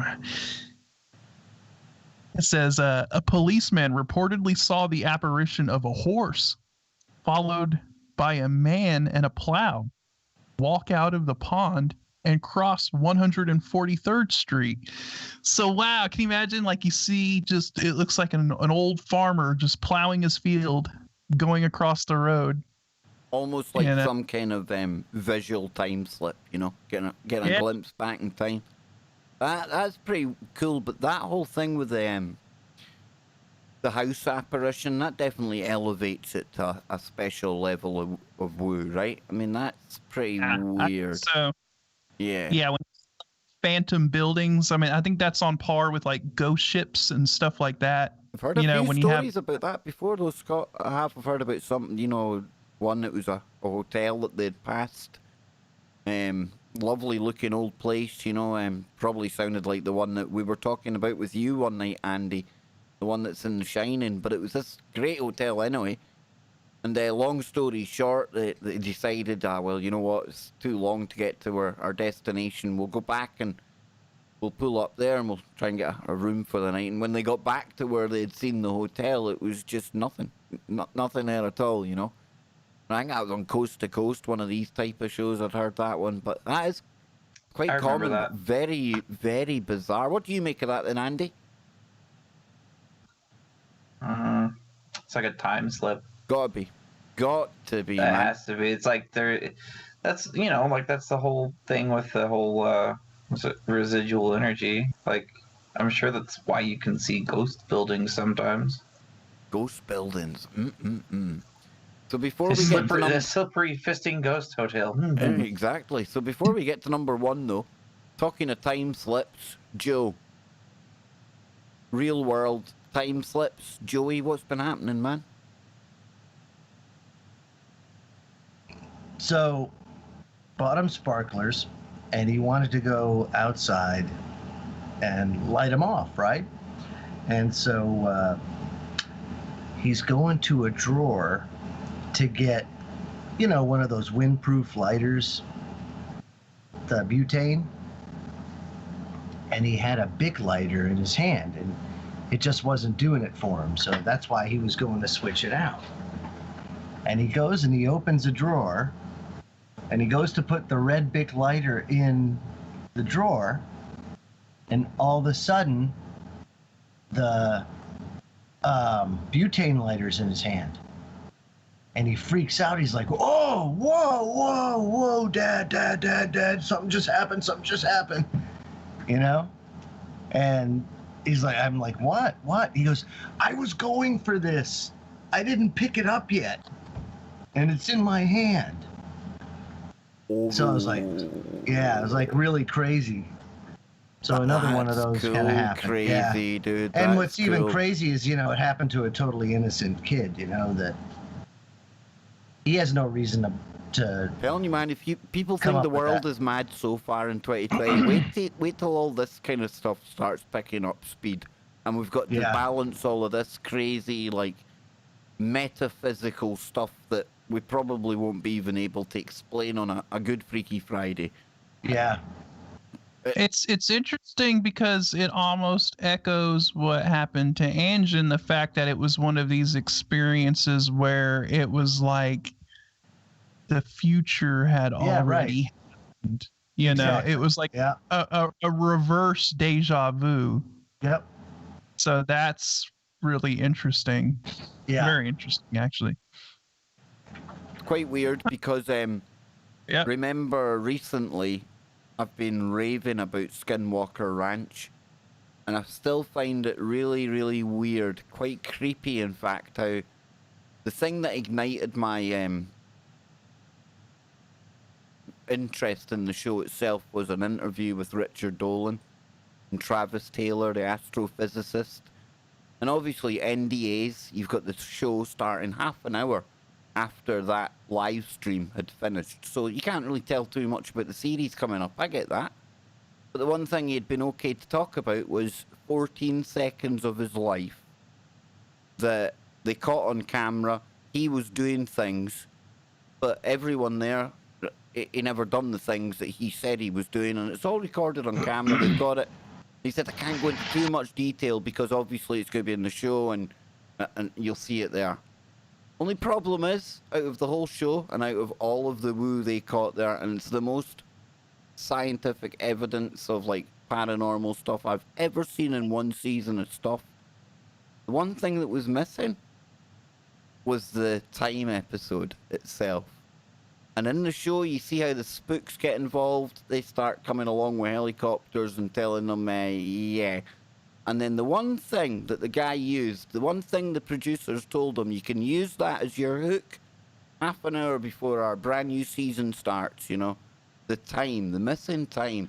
And that was the thing that they deemed, for whatever reason, too controversial, or they didn't want the public to see. Yet they showed us UFOs over a cow that was in the process of dying. That they showed us UFOs responding to rocket launches on the ranch. They showed us radioactivity coming from a hole in the ground. There was electromagnetic frequencies focusing to a point a mile above the earth. But they couldn't show you the time slip. There's obviously something going on with these time slips. That's the point I'm trying to kind of get at here. That literally the government getting involved in that show, me speculating, Speculation Island, that got cut from the show for some reason, but the other stuff was allowed to stay. So what is it about these time anomalies they don't want people talking about? The kind of thing Confirmation bias, dude. But you've got to wonder, man. You've got to wonder, because if that's, well, one of the things, because he didn't tell us everything that was going to be in the show, but it never appeared in there. Makes you wonder. Exactly. You got to fill in the blanks. Brings me to this. It brings me to this science alert thing, Kev. Physicists have reversed time on the smallest scale using a quantum computer. Nice. Can we go back then and see what happened, like, whenever we want? We got a time machine? I don't know. It says it's easy to take time zero for granted, but the gears of physics actually work just as smoothly in reverse. Maybe the time machine is possible after all. An experiment from 2019 shows just how much wiggle room we can expect when it comes to distinguishing the past from the future, at least on a quantum scale. It might not allow us to relive the 1960s, but it could help us better understand why not. Researchers from Russia and US teamed up to find a way to break, or at least bend, one of the physics' most fundamental laws of energy. The second law of thermodynamics is less a hard rule and more a guiding principle for the universe. It says hot things get colder over time as energy transforms and spreads out from areas where it's most intense. It's a principle that explains why your coffee won't stay hot in a cold room, why it's easier to scramble an egg than unscramble it, and why nobody will ever let you patent a perpetual motion machine. It's also the closest we can get to a rule that tells us why we can remember what we had for dinner last night, but have no memory of next Christmas. The law is closely related to the notion of an arrow of time that posits the one-way direction of time from the past to the future. This says Gordy Lesovic from Moscow's Institute of Physics and Technology. Virtually every other rule in physics can be flipped and still make sense. For example, you could zoom in on a game of pool, and a single collision between any two balls won't look weird if you see it happen in reverse. On the other hand, if you watch the balls roll out of the pockets and reform the starting pyramid, it would be a sobering experience. Yeah, that's the second law at work for you. On the macro scale of omelets and games of pool, we shouldn't expect a lot of give in the laws of thermodynamics. But as we focus in on the tiny gears of reality, in this case, solitary electrons, loopholes appear. Electrons aren't like tiny billiard balls. They're more akin to information that occupies a space. Their details are defined by something called the Schrödinger equation, which represents the possibilities of electron characteristics as waves of chance. If this is a bit confusing, let's go back to imagining a game of pool, but this time the lights are off. You start with the information, a cue ball, in your hand and then send it rolling across the table. The Schrödinger equation tells you that the ball is somewhere on the pool table moving around at a certain speed. In quantum terms, the ball is everywhere at a bunch of speeds, some just more likely than others. Now you could stick your hand out and grab it to pinpoint its location, but now you're not sure of how fast it was going. You could also gently brush your finger against it and confidently know its velocity, but where it went, who knows? There's one trick you could use though. A split second after you send that ball rolling, you can be fairly sure it's still near your hand, moving at a high rate. In one sense, the Schrödinger equation predicts the same thing for quantum particles. Over time, the possibilities of a particle's position and velocities expands. However, Schrödinger's equation is reversible, said material scientist Valerie Vincourt from the Argonne National Laboratory in the US. Mathematically, it means that under a certain transformation called complex conjugation, the equation will describe a smeared electron localizing back into a small region of space over the same time period. It's as if your cue ball was no longer spreading out in a wave of infinite possible positions across the dark table, but rewinding back into your hand. In theory, there's nothing stopping it from occurring spontaneously. You need to stare at 10 billion electron-sized pool tables every second and the lifetime of our universe to see it happen once. Rather than patiently wait around and watch funding trickle away, the team used the undetermined states of particles in a quantum computer as their pool ball, and some clever manipulation of the computer as their time machine. Each of these states, or qubits, was arranged in a simple state, which corresponded to a hand holding the ball. Once the quantum computer was set into action, these states rolled out into a range of possibilities. And by tweaking certain conditions in the computer setup, those possibilities were confined in a way that effectively rewound the Schrödinger equation deliberately. So to test this, the team launched the set again, as if kicking a pool table and watching the scattered balls rearrange into the initial pyramid shape. In about 85% of trials based on just 2 qubits, this is exactly what happened. On a practical level, the algorithms they used to manipulate the Schrödinger equation into rewinding in this way could help improve the accuracy of quantum computers. It's not the first time this team has given the second law of thermodynamics a good shake. A couple of years ago, they entangled some particles and managed to heat and cool them in such a way they effectively behave like a perpetual motion machine. Now that's pretty cool. That's pretty cool. Those two better check the brakes on their car. Yeah, they might end up For real. bad.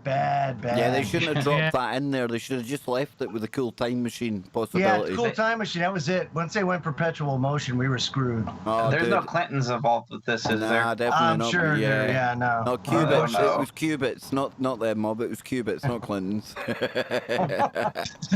But Well, you never know. that's pretty cool, man. And pretty weird jokes. I've not spoke about the quantum computers for a while, but I've been reading up on them again recently, and with all technology, wow, that fairly comes along quick. You've got the Rigetti mob that they're fairly coming along.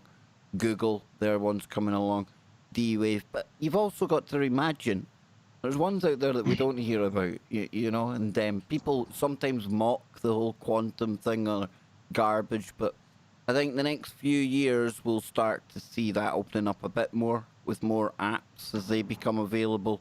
I know And D-Wave as AI merges with the quantum, I mean, that's going to be huge. Yeah, that's really where it comes into its own. But I know that the D-Wave, like I showed Andy not long ago, they're opening up so you can get more cloud time and more developers, because what use is it without the developers making tools that we can use then with it, you know? So that's really going to be exciting to see what they can come up with there. But we are still waiting to hear the #1 spooky place from Scotty Lopez. You see, this guy is a living, walking soundboard, man. Andy, you need to record that shit and give it to me, dude. Pardon my French, yes. I'll give you an hour. Mr. Scotty, I had to get the French in there at least one a time tonight. Tell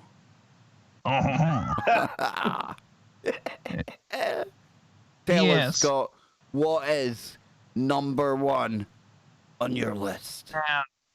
The #1 place, it's very interesting because just the other week I watched a paranormal ghost investigation on TV at this place. I believe this is the same place. And there's a lot more to it than just what it says here, because I already kind of skimmed through it. So I can kind of fill in a little extra details. This is the picture at the very top of the article that you guys were talking about. Well, I'll bring that up again. I'll bring that up again just while you're about to introduce it. We'll look at the picture here. Look at this. This is what we're on about. No wonder this is #1. Go for it, man. This is the Ohio State Reformatory prison, basically, also known as the Mansfield prison. It says, built between 1896 and 1910, the Ohio State Reformatory served as a detention center for youth and petty criminals. The first inmates were admitted in 1896, and they helped construct the building. Scott, before you go, look at this place. Look at that. If that doesn't, there's a ton of YouTube content on it, too. If that doesn't smack you about the faces being like proper haunted, I do not. Oh my word. Oh, big Julie. So, several violent episodes occurred there, including the execution-style slaying of a superintendent and his family at the hands of 2 former inmates. He got Shawshanked. Yeah. One form of punishment at Mansfield Reformatory was to send prisoners to solitary confinement in the hole, a dark and claustrophobic room, for an indeterminate amount of time. The reformatory was closed in the late 1980s. The old superintendent's office was where disembodied voices are heard, is widely believed to be haunted by the ghosts of Helen and Warden Glatke. In the basement, the ghost of a 14-year-old boy who was allegedly beaten to death has been reported. Visitors often experience strong feelings of dread, anger, and fear throughout the former reformatory. That whole solitary confinement, dude. I mean, I wouldn't like to spend the night in the hole. Like, even if I knew I was getting out of it in an hour or something, that would be... I think that'd be enough to turn your head grey, I think, you know. Even if, like, even the thought of it, you going in there knowing what it was, you yourself can supercharge that place. You know? You could almost tulpa it up. It'd be your intent, dude. Yeah, exactly. Your own fear, that's supercharged. It's going to be crazy. They'd put people down there for like almost a month, you know, depending on how severe they wanted to punish them and what they did. About some of the stories, Scott, I mean, could be even longer than that, reportedly, sometimes, some of these places, eh?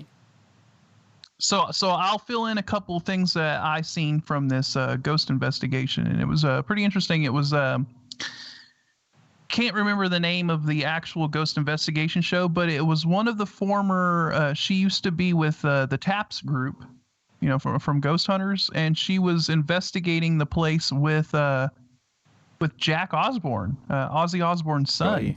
They were both in there investigating it, and so some of the things that they talked about on there. Okay, so the place was originally built for juveniles. It was a juvenile detention center, and then slowly, oh man, we're about to run out of time, aren't we? Yeah, we got a minute, dude, before we hand over the chalice of woo. So it started as a juvenile detention center, but slowly they slowly started putting in violent offenders and really, really bad people in there. And so it just got worse and worse over time. The hole that they used to put people down in, one point it flooded after a heavy rain, and a bunch of people drowned in the hole.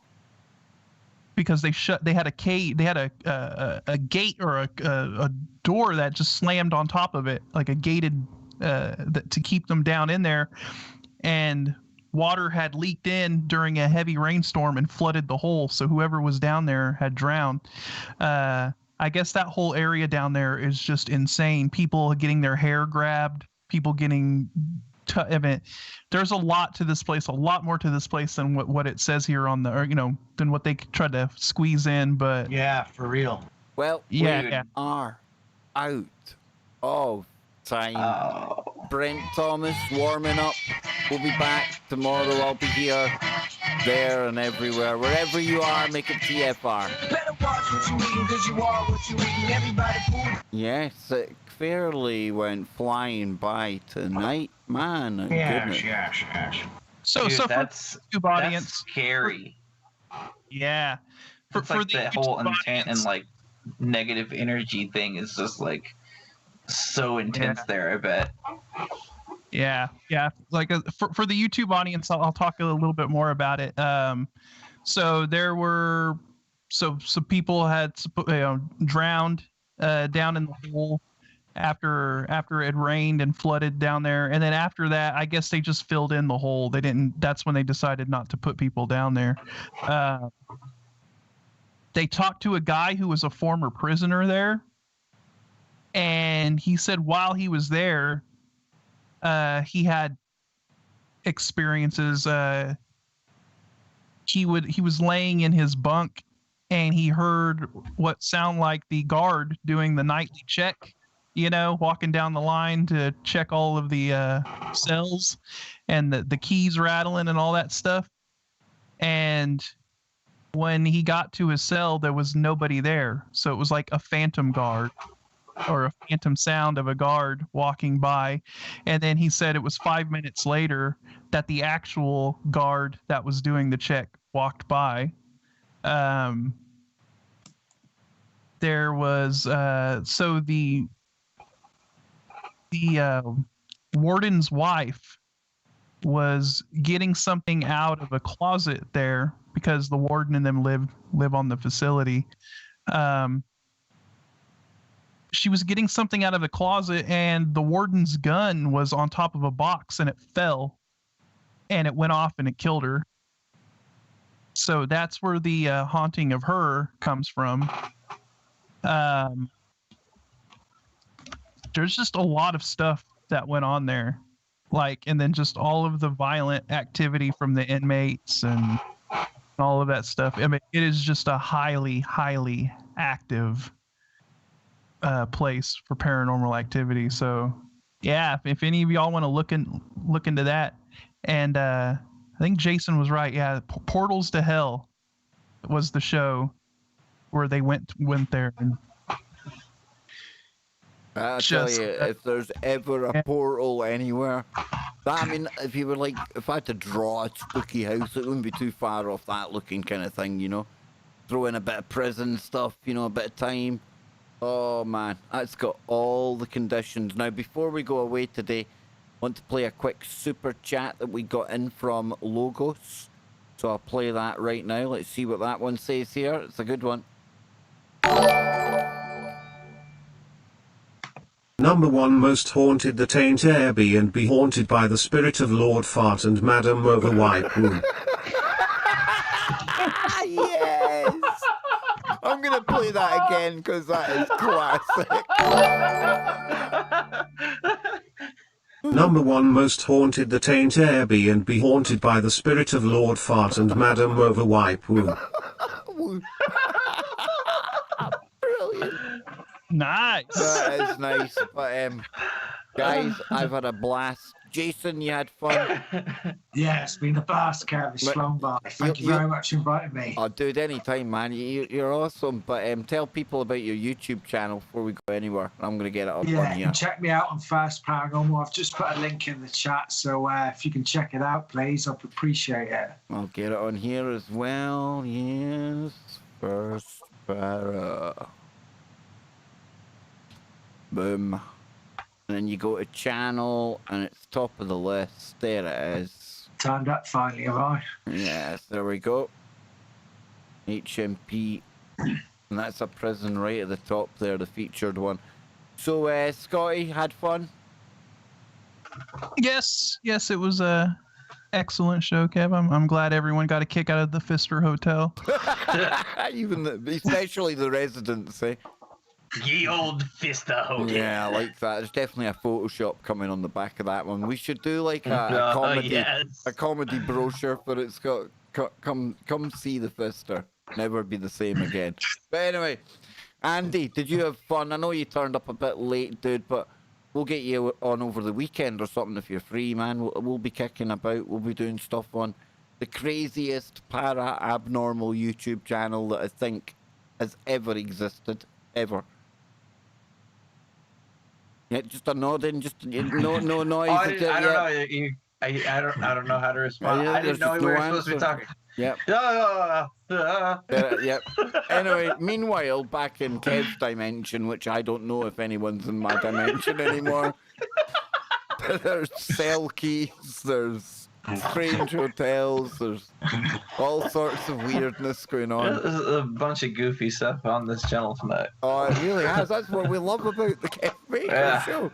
It's definitely different, and probably why we'll never get 1 million subs. But hey, who cares? Who wants 1 million subs when I've got 128 equally crazy people in the chat? So I'll be back over the weekend. Keep an eye open.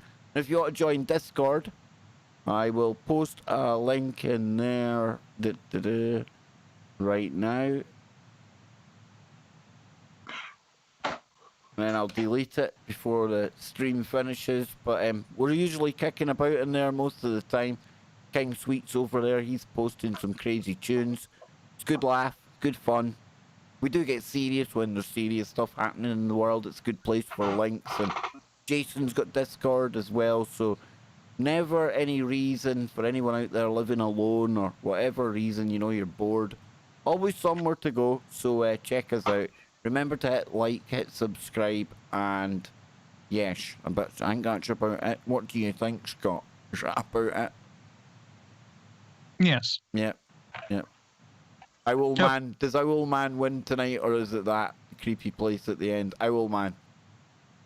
I'm gonna have to inform our friend Ken Webb about Owlman. Excuse me, it's man. It's a bit scarier than Mothman, right? Yeah. It's a bit harder looking, you know? We'll see what he thinks about it, because he's not very impressed with Mothman. He's never been impressed with Mothman, has he? Man, what kind of name's that for a cryptid? He's like, come on, man. Come on. What kind of name is that for Mothman? We need to get Ken back on, dude. Come on. You used to do a show with him. We need to get Ken on one night. Unplugged. Yeah, Ken Webb, unplugged. Are you talking about change the channel? Yep. Oh, dude, I miss him. Yeah, he's a rare talent altogether, man. What a YouTuber he is. He's the OG of YouTube. Yes, it was his birthday yesterday, so if you haven't dropped him a happy birthday on... I think I might just do that. The universe is aligned where we've talked about him. I think so. It's time. It's time to unleash. Oh, man, does this new truth movement need Ken Webb on their case? Oh man. It probably won't be very YouTube friendly, but hey, what we can we're give it.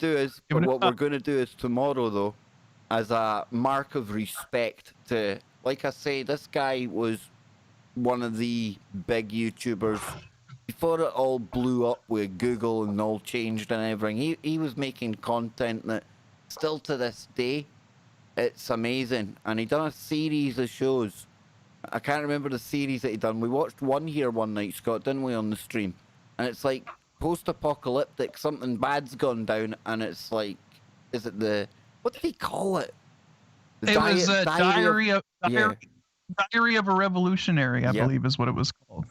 Yep. Yeah. Yeah, maybe even more apt to watch that now than ever. It was a very good series and kind of very, what would you call it? Foreshadowing. Yeah, I big guess time, you could. Scott, big time. Like I say, now might be the perfect time. Maybe it was made. Maybe Ken thought he like constructed this out of his own imagination, but really, he was tapping into where we're about to go to. I think so. He was like Philip K. Dick. He walked in that world, brother. Mm. Oh, what a deep way to finish the show. How dare you? I know, Greta, I know. It's not very often deep philosophical woo breaks out 3 hours into the Freaky Friday, but it did. It does. Big thank you to Jason, First Paranormal. Big thank you to Spooky Andy. 2 fine additions to our lineup in recent weeks and months, and thanks a lot, guys. On air, off air, awesome stuff. Scotty Lopez, the one, the only Scotty Lopez, and of course Joe was here as well, which was pretty amazing. And he only tried to derail me once, but you see, it doesn't work anymore. No, that crap doesn't fly on here. So until next time, Keep your mind open. Keep looking for the woo, but not to the point where your brain turns to black goo.